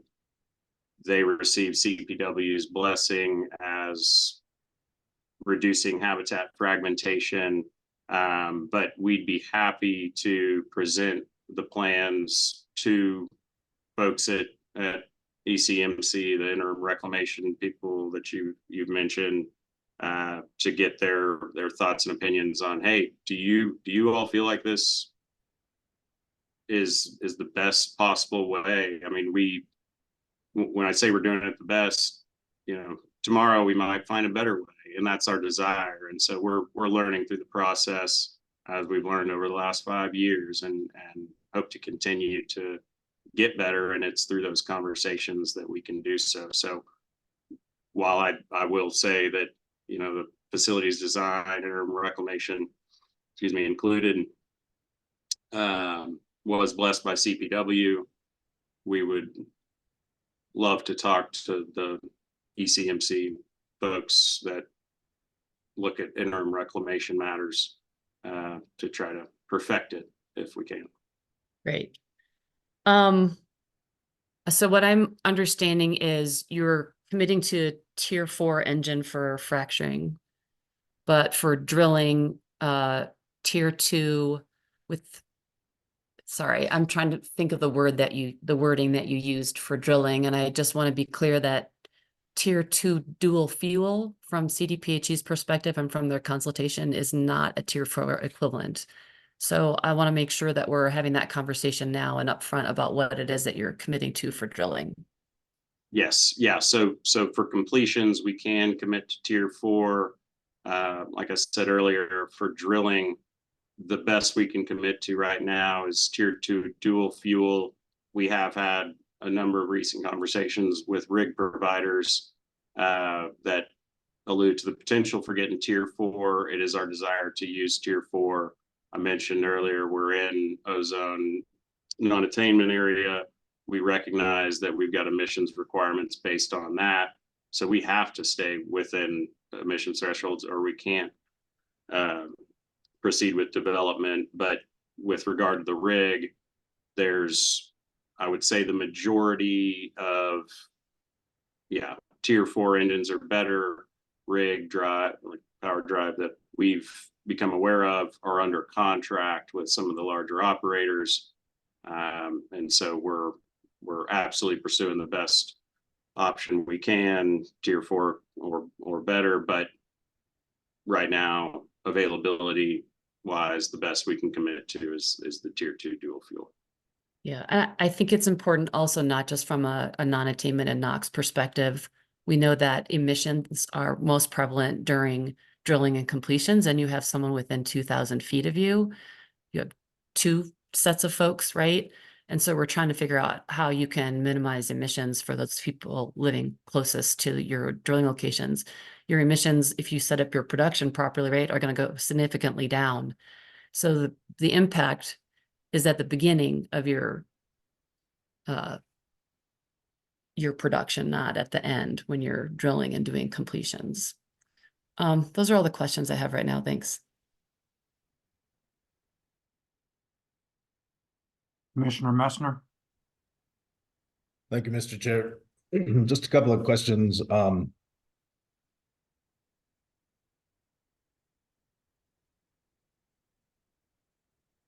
So I wanted to talk just a little bit about the noise mitigation plan and the requirements that are associated with both the local government permit associated with noise and what's in your noise plan versus what I think I hear you saying, or at least what is contemplated in your local government permit. And really it has to do, I appreciate the monitoring that's being proposed, particularly the monitoring at the RBU that is closest to the operations. In your noise mitigation plan, it talks a lot about, if there was a complaint, that there would be, an analysis done, there would be a study done, there would be some determination whether or not, what may ultimately be causing that. What it sounded to me like is that there wasn't going to be an immediate response to any kind of noise complaints associated with particularly the nearest RBU owner. I think the local government permit clearly indicates that some sort of immediate response would be necessary. I think our process would also require some sort of immediate response. So I wonder if you could talk a little bit about what your anticipated responses would be should there be an exceedance in noise limits associated with either A scale or C scale, as it wasn't clearly indicated in the noise mitigation plan, how you would accomplish that. Yeah. Thank you for bringing that up. And I'm sorry for not being clear about that earlier. So yeah, there would absolutely be an immediate response. I think the point I was mentioning about being able to go back and look at the the data based on the noise monitoring is to identify what caused us to, well, for one, if we did exceed maximum permissible noise levels, and then for two, if we did, what is it that caused us to exceed maximum permissible noise levels? We recognize that modeling is imperfect, and while we want to get it right on paper without question, we would hope reality would look the same. But if we do, for whatever reason, exceed that maximum permissible noise level, we will immediately respond and address whatever exceeded that. But in order to identify what exceeded that, we have to look back at the data and say what was happening at this time that caused us to exceed those maximum permissible noise levels. Or did we? I mean, I think that and part of it is, did we exceed maximum permissible noise levels? Again, I think well, if you have a noise monitoring equipment that's next to an RBU and right, clearly indicate whether you've exceeded or not, whether or not you think you did or not, right? And so, correct, yeah, and the question was whether, what immediate measures were intended to be taken, because they weren't clearly laid out inside of the noise plan. So what measures are going to be taken to immediately address those to ensure compliance? These are one of the things that I have to consider as part of the review of this. I mean, one of the advantages of citing a location outside of 2,000 feet is that you don't have to go through the 604B4 process in order to make these determinations or have higher standards. And so I have to review these things and make sure that there is adequate protections in place if you're going to choose to cite something inside 2,000 feet, short of informed consent, correct? So that's why I'm asking some of these questions. Yeah, certainly. I think I do want to reiterate something Joe mentioned earlier, that our original south location at least had equipment and wells outside of 2,000 feet, but through CPW consultation, again, the desire to reduce fragmented habitat caused us to shift it closer to the road. So we were then at that point within 2,000 feet. As far as just the immediate responses of, okay, if we've exceeded maximum permissible noise levels, which is certainly our hope that we would not, do we have adequate sound walls in place? I mean, call the rig, shut it down. As far as what is it running hard right now? There's a lot of different options, but if we've exceeded noise levels, then yeah, I think rig shutdown would make sense. If it's during the drilling phase or completions, you can shut down the frac. Additional sound wall considerations would take place immediately. Exhaust silencers, things like that. But there's, I think a lot of conversations in advance with the rig provider and hey, we're within 2,000 feet. We are very sensitive to noise here. We need to be mindful of that. If we do have a occasion where we exceed maximum permissible noise levels, here's what we're going to do, and plan ahead for that. We aren't the first person to do this, and so they've dealt with noise complaints, I know in the past, rig providers specifically. And so I'd like to think we're pretty familiar at this point with, again, a huge part of this is, sound walls, exhaust silencers. And so I would think it would be a matter of increasing minimization efforts on those fronts, and then restarting operations, whatever the phase may be. Yeah, and I appreciate that. Those are all good things, and I really just want you to acknowledge the fact that there has to be immediate action, and it doesn't, take a long study in order to determine whether there's compliance or not, but that there does need to be immediate action that needs to be taken should there be an exceedance. I do want to talk a little bit about haul routes, and some of the concerns associated with the RBU owner inside 2,000 feet on the south location. And more because at least my understanding is that there was concern about noise, haul routes, lighting, and yeah, and so want to make sure I understand the communication that occurred specific to traffic. And while I understand, at least in the local government permit, there was some consideration for letting that RBU owner know when there was gonna be traffic. But was there any specific requests that were provided by that RBU owner as to what could be done to mitigate the traffic, what could be done to minimize the traffic, how you could potentially avoid the traffic? And I understand that concern. I mean, she does live close to the county road, and at least in your pre-production activities associated with your traffic plan, looking at approximately 30 heavy truck trips a day and 16 light truck trips a day. And so it's not a small amount of traffic that may be associated with this. And so what kind of conversations happened around traffic? Because I'm not sure that just letting her know that there's going to be traffic adequately addresses it, but I also am not sure what exactly her concern or suggestions would be associated with traffic. Yeah, so I do want to be clear that the only concerns that were voiced to us were property value. I think during the Wogla hearing, it was maybe stated, well, do you have concerns over these other things as well?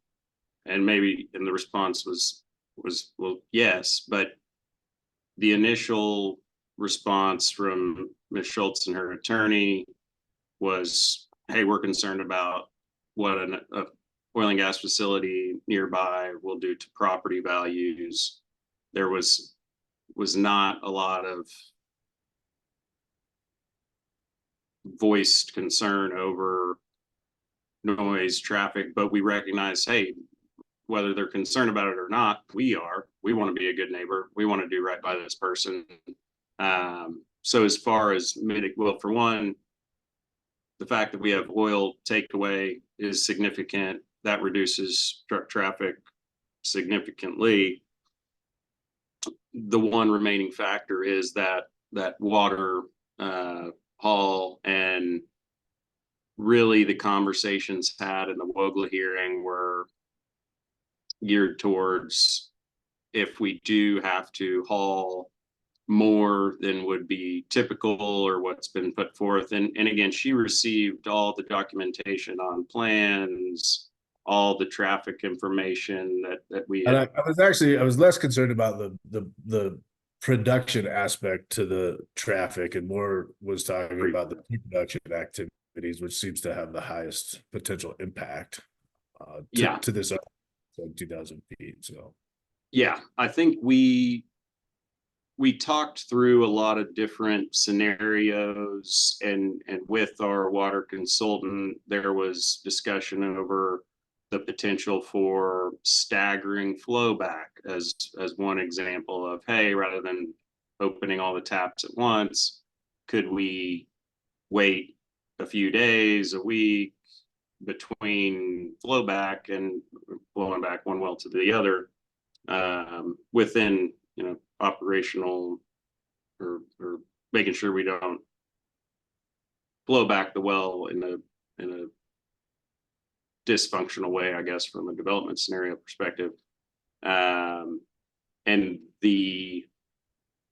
really the result of that conversation was us asking ourselves, well, would we rather have, yes, that peak amount of projected truck trips over the first few months, or would we rather have the peak lower but over a longer duration of time?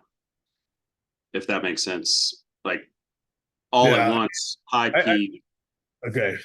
I think what I'm hearing is that it wasn't a lot of conversation with the RBU owner associated with traffic, and that's what I'm trying to determine. If they're, in some scenarios there are RBU owners that are interested in some big square hay bales or some sort of mitigation to mitigate traffic during the construction and pre-production activities. It doesn't sound like, though, there was any communication associated with traffic, either from the RBU owner or from you as the operator.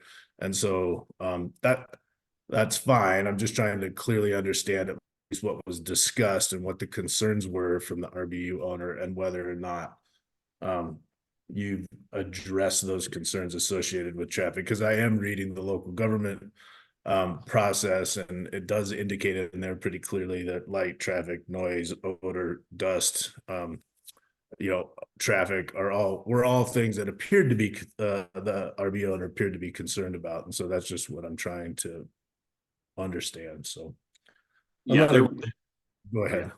Well, I was just gonna say, there was not specific conversations had with the RBU owner about pre-production traffic. But as Joe, I think, mentioned in his introduction, we can absolutely commit to continuing conversations with her in a very sincere manner and saying, hey, Ms. Schultz, this is what the truck traffic is currently going to look like for pre-production phases. Do you have any ideas over what we can do? We have these ideas. Hay bales is a great option. I did offer to provide accommodations elsewhere for her during that pre-production phase. But she said, no, I think I'll stay at home, which I totally understand. But, the only mitigation, I guess, that was discussed is that she'd been going to Colorado Springs with her family. So I said, we could give you a Colorado Springs trip and you come back and you wouldn't have to worry about the truck trips during that period. So that's it. Thank you for answering my questions. Thank you, Commissioner. Further questions? All right, I'm seeing no further questions. I think at this point, why don't we take just a short break before we move into deliberations? It's 11:05. Let's return at 11:15. All right, great. I see that our Amanda Petzold has joined the panel. She is one of our employees that worked on this project. Ms. Petzold, did you get elevated to provide us with any information? Hi, good morning, Chair. Can you hear me? Yes. Thank you. I just wanted to note for the record that the Form 2B production emissions as currently submitted are not up to date with the presented numbers that were presented this morning by Herv with the adjustment of oil tanks.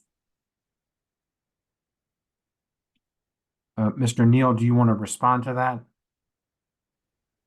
think the only response I would have is that, yeah, we intended to submit the revised estimates to the ECMC.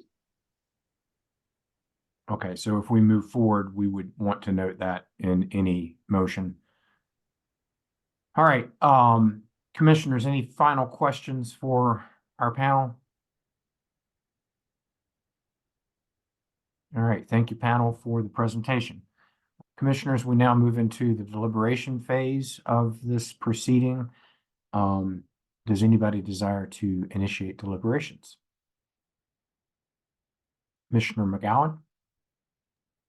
Thank you, Mr. Chair. So I think I have some mixed feelings about this application and how it came to be in front of us.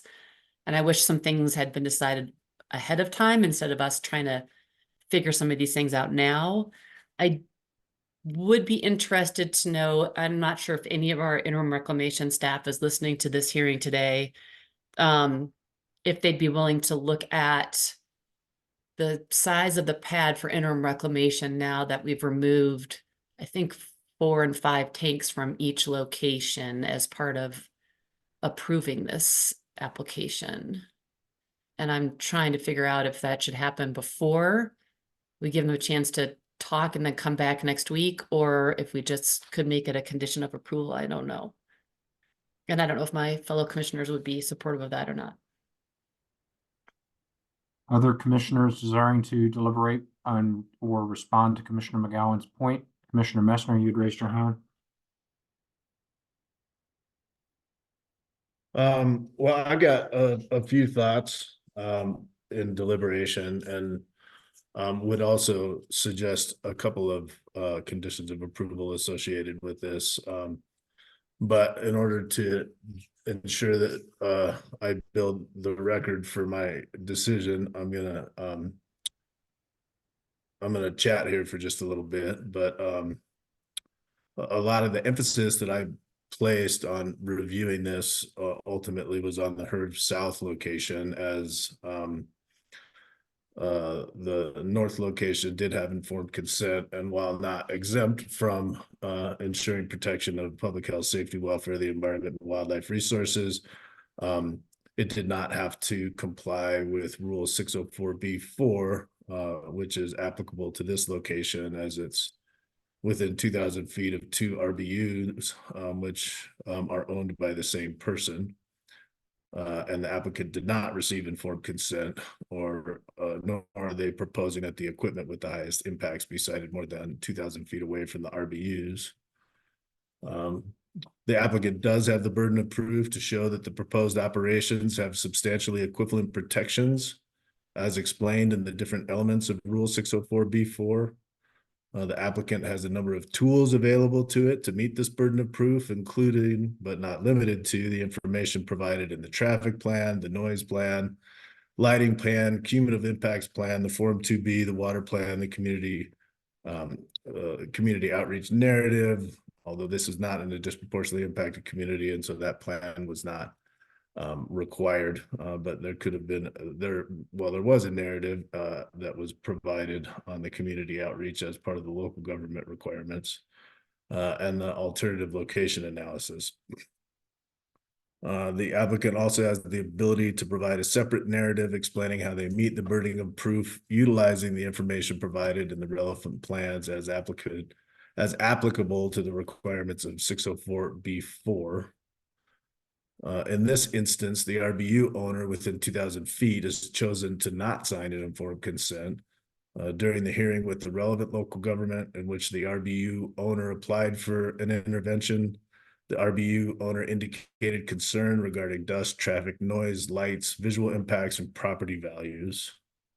She indicated a preference for co-locating the facility at or near an existing facility to the west of her home, and was concerned that the haul route goes by her home. The applicant has indicated that her primary concern was with property values. Rule 604B4 requires that the commission finds after a hearing pursuant to Rule 510 that the proposed oil and gas locations and conditions of approval will provide substantially equivalent protections for public health, safety, welfare, the environment, and wildlife resources. The commission will base its finding on information including but not limited to the director's recommendation, the extent to which the oil and gas location design and any best management practices, preferred control technologies, and conditions of approval avoid, minimize, and mitigate adverse impacts, the relevant local government's consideration, the operator's alternative location analysis, related oil and gas siting and infrastructure proposed as a component of the OGDP, how oil and gas facilities associated with the OG or the oil and gas location are designed to avoid, minimize, and mitigate impacts on RBUs, and the operator's actual and planned engagement with nearby residents to consult with them about the planned oil and gas operations. I'll note that on statement of basis of purpose, page 226 indicates that Rule 604B4 provides that a working pad surface may be located between 500 and 2,000 feet of a residential building unit if the commission finds after a hearing that the oil and gas location and all terms and conditions of approval of a permit will provide substantially equivalent protections for public health, safety, welfare, the environment, and wildlife resources. Rule 604B4 also provides that the commission will base its findings of substantial equivalent protections on the 7 categories I had talked about earlier. The commission did not intend to limit what information it may consider in making a substantially equivalent finding. And therefore, Rule 604B4 provides that the list of 7 categories of information is not exclusive. It also indicates that throughout Rule 604B4, the commission's intent is to reflect that distance is not the only way to protect public health, safety, welfare, the environment, and wildlife resources. The commission's rules are intended to regulate, to protect, and minimize adverse impacts, and that the commission's rules achieve the required protection in a variety of ways, including but not limited to the alternative location analysis, considerations of facility design, best management practices, requiring of specific control technologies and permit conditions of approval. Depending on what type of impact is at issue and the nature of the potential receptor that would be adversely impacted, all of these methods to achieve protection may be equally effective than distance. So my thoughts on the information that are provided to meet the requirements of Rule 604B4 are as follows. The first one is that the director's recommendation has recommended approval of this location. The director believes that the site-specific measures to minimize and mitigate impacts are adequate, and the referral consultations with both CDPHE and CPW have indicated that they do not have concerns with public health and welfare or wildlife if the proposed BMPs are followed. The second is that the operator has modified the design of their locations to minimize the footprint and committed to the timing stipulations for wildlife. There doesn't seem to be any information that's been provided regards to any kind of geologic or topographical considerations in the siting of the location. And I think Commissioner McGowan's discussion about whether the footprint has been adequately minimized based on some modifications of the proposed equipment is certainly something to consider. The relevant local government has approved the location through their independent process. The operator has provided an alternative location analysis that provides some information about other sites considered. The level of detail provided in some of the alternatives, particularly alternative 8, did not clearly show to me whether or not there were significant efforts made to first avoid impacts. Some additional information provided at hearing indicated some outreach, but at least to this commissioner, there's still some uncertainty. It seems possible that there was a location that may be available, though historic attempts at contacting the service owner were apparently not successful. That avoids impacts to the RBUs by increasing the distance to over 2,000 feet and removing the requirement for review under 604B4. But understanding this, I have the option of reviewing the preferred location to determine if adequate measures have been proposed to protect public health, safety, welfare, the environment, and wildlife resources and meets Rule 604B4. But I'm still struggling to understand if the mitigation hierarchy has been properly applied in this instance. As indicated in the rules and the statement of basis and purpose, the alternative location analysis is the primary tool for implementing the mitigation hierarchy to first avoid impacts. And it is informed by all of the other submitted plans. So on that one, I'm putting a question mark for now. On E, in regards to the related oil and gas infrastructure at this location, it is in proximity to the oil and gas takeaway, and that's a good thing. As indicated, there's not anticipation for any produced water takeaway. As to F, the facilities have BMPs proposed to minimize and mitigate impacts, including sound walls, Tier 4 equivalent engines for pre-production operations, Group 3 drilling mud, piped water to site for completions and lighting considerations. The tank numbers have been decreased. They'll still use trucking for produced water. Noise monitoring will be in place with a site being proposed at the location of the RBUs inside of 2,000 feet with conditions, at least in the local government permit, to immediately fix any exceedances in the noise levels. According to the traffic plan, approximately 30 heavy truck trips and 16 light truck trips are contemplated daily for construction and pre-production activities. And the haul route does go by the RBUs within 2,000 feet. It's not clear how the operator has shown that they are avoiding, minimizing, and mitigating impacts associated with the truck traffic on the RBUs inside of the 2,000 feet. And finally, G, the engagement with the RBU owner inside 2,000 feet has been attempted, and certainly some communication has occurred, but it seems that there could be an issue with the quality of the engagement and the specificity of the discussions, and this is not entirely the applicant's fault.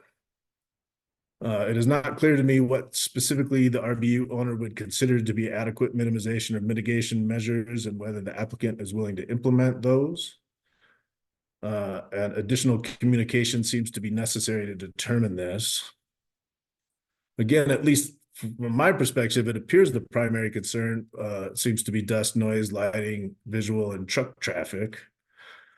And I do acknowledge that the RBU owner that has RBUs inside 2,000 feet has signed a lease, at least that's been indicated by the applicant, that indicates that no location will be sited within 500 feet of her home, so acknowledges the potential for oil and gas development within her vicinity. And so that's how I'm looking at the application, Mr. Chair. Those are the things that I'm applying to it. I do think this is a potentially approvable application. I would suggest conditions of approval around the requirement for noise monitoring and the requirement to immediately address any exceedance in noise standards for both A and C scale. I would like to see a condition of approval that included communication with the RBU owner within 2,000 feet of the south pad to determine what site-specific measures need to occur to address traffic specifically, and the applicant's plans to implement those measures. And while I indicated that I have some heartburn about some of the quality of the submittals, I do think the applicant has met the burden of proof with the addition of some conditions of approval to show substantial equivalency, but really would have appreciated significantly more information provided in the cumulative impacts plan, which I thought was inadequate, and some more detail in the attempts to secure a surface use agreement with the alternative that would have been outside of the 2,000 feet, alternative 8 that was indicated in the alternative location analysis. So those are my thoughts. Thank you for the thoughts. Others with deliberative thoughts? Commissioner McGowan? Thank you, Mr. Chair, and thank you, Commissioner Mesner. I think you summarized kind of some of the things that I was contemplating and had question marks behind. And I think has made it kind of tough is trying to figure out someone who's not present, what that person was really struggling with or what they really want or don't want. And so it's hard for us to divine what that is based on just what an operator tells us. But I agree with Commissioner Mesner. I think that some of the things are beyond the operator's control, and I think that they've tried to address, for the most part, things that we're looking for around cumulative impacts and avoiding, minimizing, mitigating. Sorry, Commissioner Mesner, were you also thinking condition of approval that the Form 2B needs to be updated from an emissions perspective? Thank you. I didn't say that, but that I was assuming that would be the case. Yeah. Okay. So I think I'm pretty aligned with what Commissioner Mesner has put forth. And I do want to try to get to the bottom of what the footprint of each of these pads should be, because I think there is potential to minimize them more after the removal of these tanks. Commissioner McGowan, on that point, it seemed to me that they're going to have to comply with the interim reclamation standards at any rate. And so, I mean, I'm comfortable with allowing that to occur in its natural course of progress. I don't know if you're comfortable with that or what the other fellow commissioners are comfortable with, but those are my thoughts on that. I appreciate Commissioner Messner's summary of the information before us. I'm in agreement that this is approvable with the COAs that Commissioner Messner has pointed out. I also would note that, and this is kind of a check to all operators who come before us. This is, as far as I know, Herv's first submittal to us.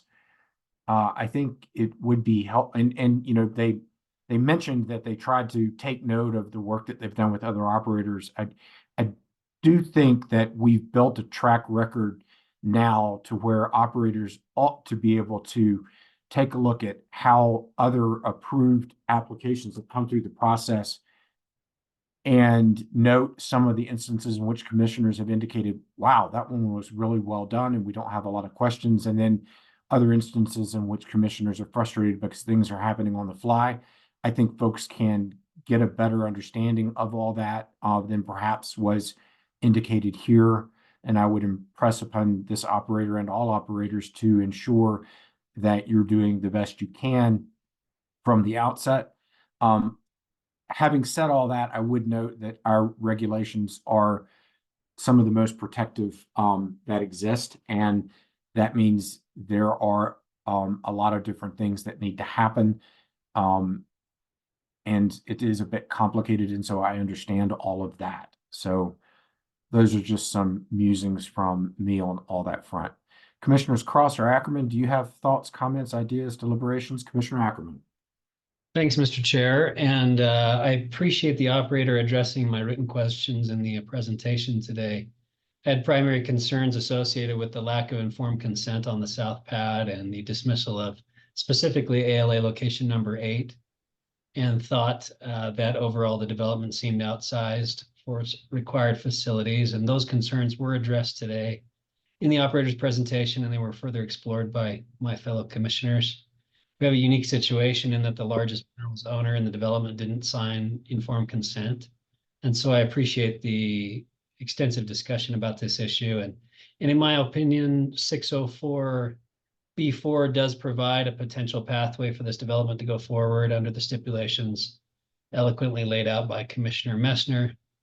And as Commissioner McGowan noticed, I would also encourage folks and would hope if a person in question who was largely discussed during our application process had significant unresolved issues that hadn't been addressed, I would hope that that person would appear before us. And I'm saying that in a global fashion for all applications.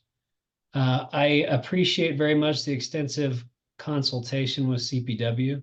And beyond consultation, the willingness to modify the development in material ways that further minimize impacts to wildlife as a direct result of those consultations. I do still believe that 21.84 acres reclaimed down to 17.79 acres continues to seem outsized for this development. I think further work needs to be done to ensure it's occupying the smallest footprint practicable. I am comfortable, Mr. Chair, in direct response to your question with allowing the interim reclamation team to identify its appropriate size going forward. I do think it might be appropriate to place a note in the file to that end, since it was a significant specific concern during the hearing, but I'm comfortable going forward in that fashion. Thank you. I meant to say one other thing, and then Commissioner Cross, I'll call on you. With regard to the work with Ms. Schultz, I would note a couple of things. It appears that early on and through the Weld County WOGLA process, she lodged concerns and had some of those concerns addressed by the WOGLA hearing. I appreciate that. I appreciate the Weld County process is extensive, and it seems like she wanted to address her concerns through her local government, which is entirely appropriate. She obviously knew about today's hearing and chose not to appear or not to petition or not to intervene. I take that at face value as well as being an important component to kind of where we are. I know there's a lot of folks out there that just don't want to be bothered. And I acknowledge that, at least from this one commissioner's perspective. She became engaged enough to be bothered at the Wogla hearing, and seems like she's been satisfied with kind of where things are at this point. So I think that is another factor influencing my decision-making process. Commissioner Cross? Thank you, Mr. Chair. And I'll say what you just covered was part of what I wanted to touch on. And I think in furtherance of that, I also understand that not everyone wants to sign an informed consent. I realize that it's obviously preferable if we do so. But not everybody wants to be a signatory on something like that. And so I think to a certain extent, as you just elucidated, you know, you can have an understanding of how someone feels based on the totality of their actions. And the fact that Ms. Schultz did participate in the WOGLA, that she did have conversations back and forth, I do think is important. And I think it does demonstrate that she's at least comfortable with what's being provided here. Similar to you, Mr. Chair, and to Commissioner Ackerman, I'm in favor of letting our reclamation group cover the reclamation aspect of things. One additional point I just want to make is, and this is not just to this operator, but I think to operators overall, is when we look through information like the alternative location analysis submissions that are provided, I almost feel that we got a different story today than what was in the actual submission. And I think that providing additional detail is helpful to us. And I think can also shortcut some of the questions that arise from it. And part of the reasons I wanted to ask the questions when we were at that stage of this presentation is, one, I genuinely wanted to understand it, but two, I also wanted to understand why some of the descriptions that were provided in the submission were so different than what was provided in the presentation today. For example, there was the discussion of, well, this is going to have additional distance from infrastructure.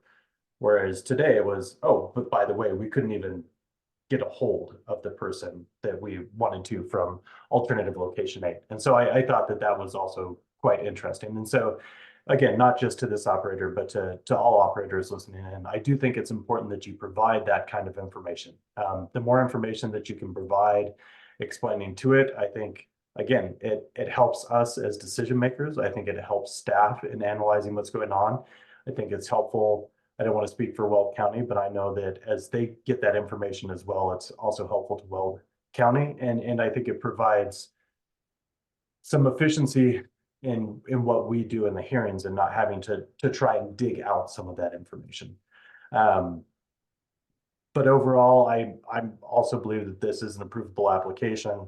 I do appreciate the steps that have been taken to try and make sure that this is sufficiently protective. The work done with CPW, the work done with CDPHE, to make sure that we are taking the necessary BMPs to what I think is substantially equivalent protection, even though this is within 2,000 feet. And I also do think it is important that when you look at the north as well, that there is informed consent. And even though I said I know not everyone wants to, I think the fact that they were able to get informed consent from most of the people nearby is indicative of the kind of operation that they have planned here. And so I do appreciate that as well.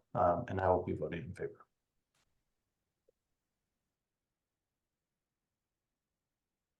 All right. Any further thoughts, Commissioner McGowan? Thank you, Mr. Chair. Sorry, not to harp, but I don't want us just to leave this open-ended. And to Commissioner Ackerman's point, I just want some sort of footnote or acknowledgement, something like, because the location configuration was changed to reduce the number of tanks, ECMC staff may require additional interim reclamation as necessary to ensure compliance with Rule 1003B. Because I think if we aren't clear about it, then we have a potential argument between our staff and the operator saying, well, this is what was approved in my permit and I'm allowed to do this. I want it clear that there needs to be some sort of acknowledgement that we think that site might still be too big, and our staff has that ability then to come back and ask for it to shrink hopefully the operator is going to think about that ahead of time before it gets to interim reclamation. It won't even be an issue. Perhaps we could have Assistant Attorney General Mercer visualize. Oh, there she is. You've heard a lot of deliberations. Do you want to, and I hate putting you on the spot, but you're good at it, maybe capture the COAs as well as the point made by Commissioner McGowan, and then if we're all comfortable, we can have someone say, so moved. Absolutely. I'll do my best. I might need a little help from Commissioner Messner. I was writing as quick as I could when you were speaking, but I'm not sure I captured everything. So what I'm hearing is that the commission would likely be moving to approve this application with the addition of 3 or potentially 4 COAs. The first would be that the operator provide an updated changes that weren't reflected in that. Hey, Ms. Mercer, you froze as you were saying that. So can you state that again? Yeah. Can you hear me now? Yes, we can hear you now. Oh, okay, great. I will proceed with my camera off just in case that's the problem. Sure.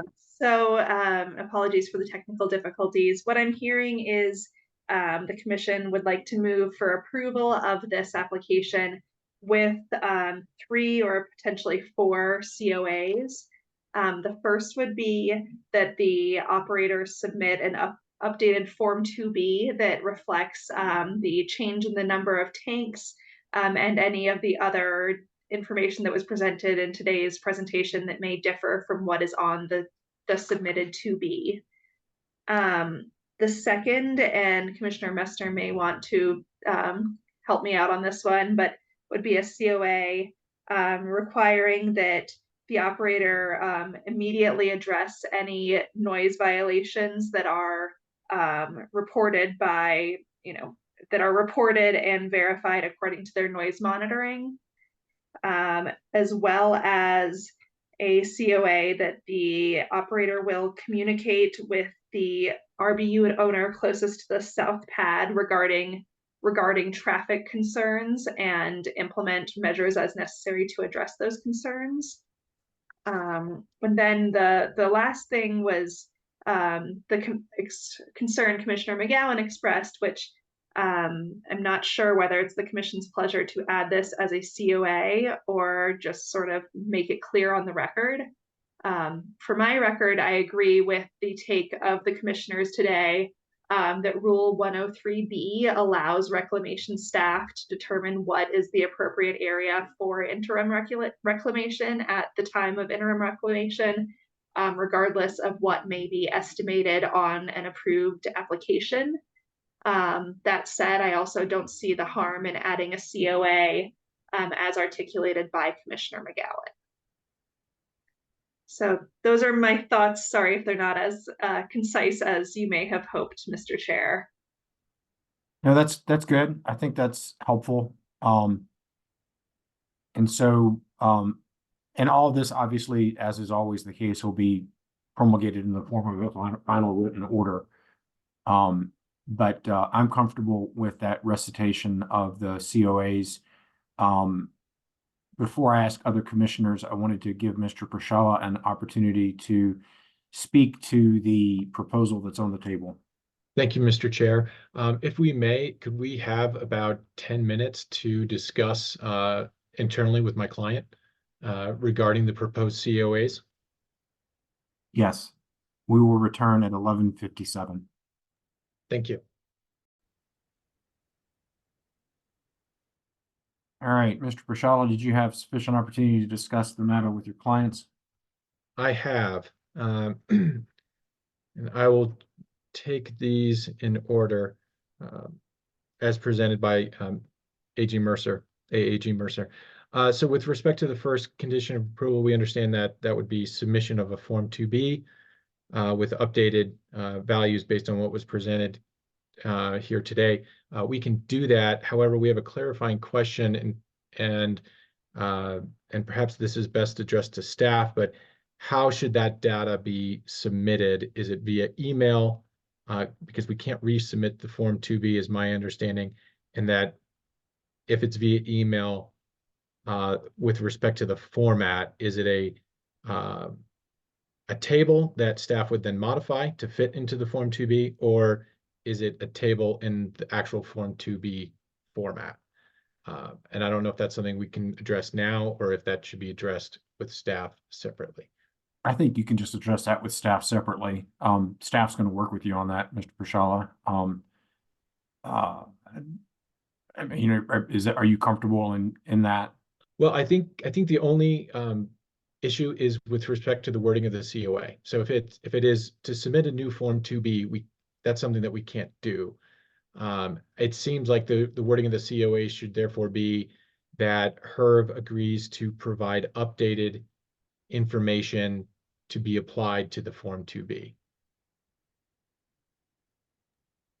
Mr. Ms. Chair, Mercer? if I may, I just received notification from staff that they would like it submitted in an email, and staff will then update the 2B. So we'll make sure that the COA language aligns with that. You good with that, Mr. Prishala? That works for us. All right. Number two. Noise Number two, violations. yeah, this is COA that HERV would agree to address noise exceedances immediately and respond thereto. We can agree to that COA. Okay. Number three, communicate with Ms. Schultz, raise traffic concerns and implement actions to address the concerns. Yeah, and the wording that was used was, as I took my notes quickly, was communicate with Ms. Schultz regarding her traffic concerns and implement measures necessary to address those concerns. The trouble with that condition of approval, Chair Robbins, is that we don't know what her concerns necessarily are at this point in time. We don't know what she might demand. I mean, is it a complete reroute of the haul route? Is it some unreasonable mitigation that she thinks is necessary to address her concerns? So what we would suggest is that, I mean, HERV is absolutely committed to continuing to work and communicate with Ms. Schultz. I just want to make that clear.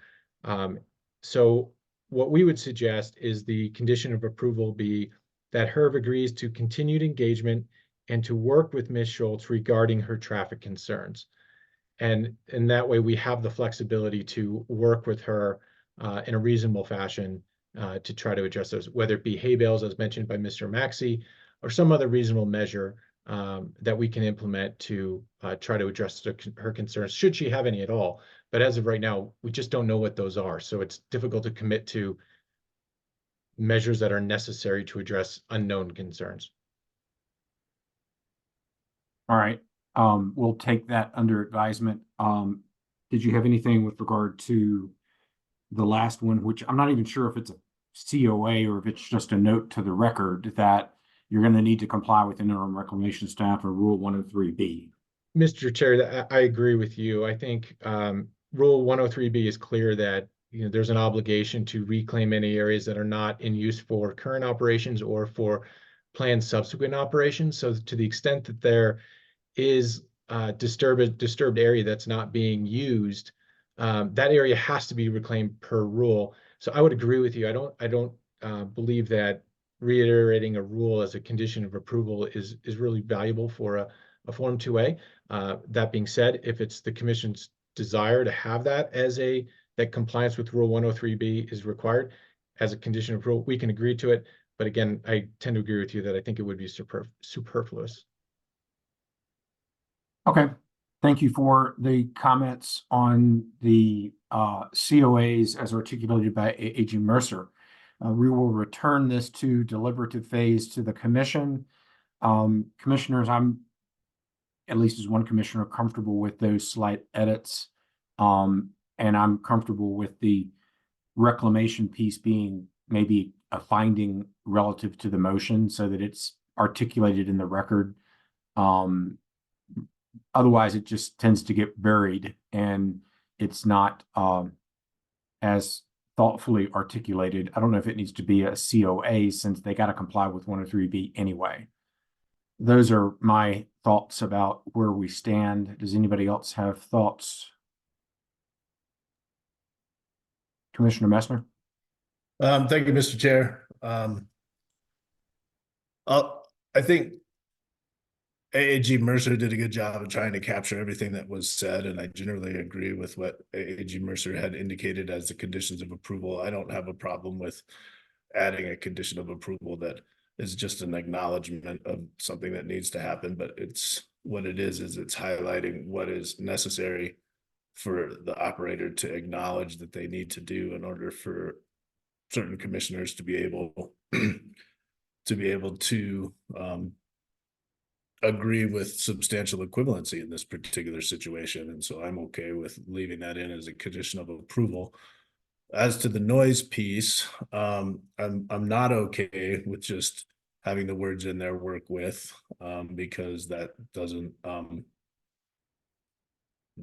create any kind of specificity or action requirement associated with implementing any kind of concerns that the RBU owner had, or may not have. And I acknowledge that they may not have traffic concerns in the end, but I do think utilizing the term reasonably and necessary into that might be adequate. And so I would be happy to modify that condition of approval to state that the applicant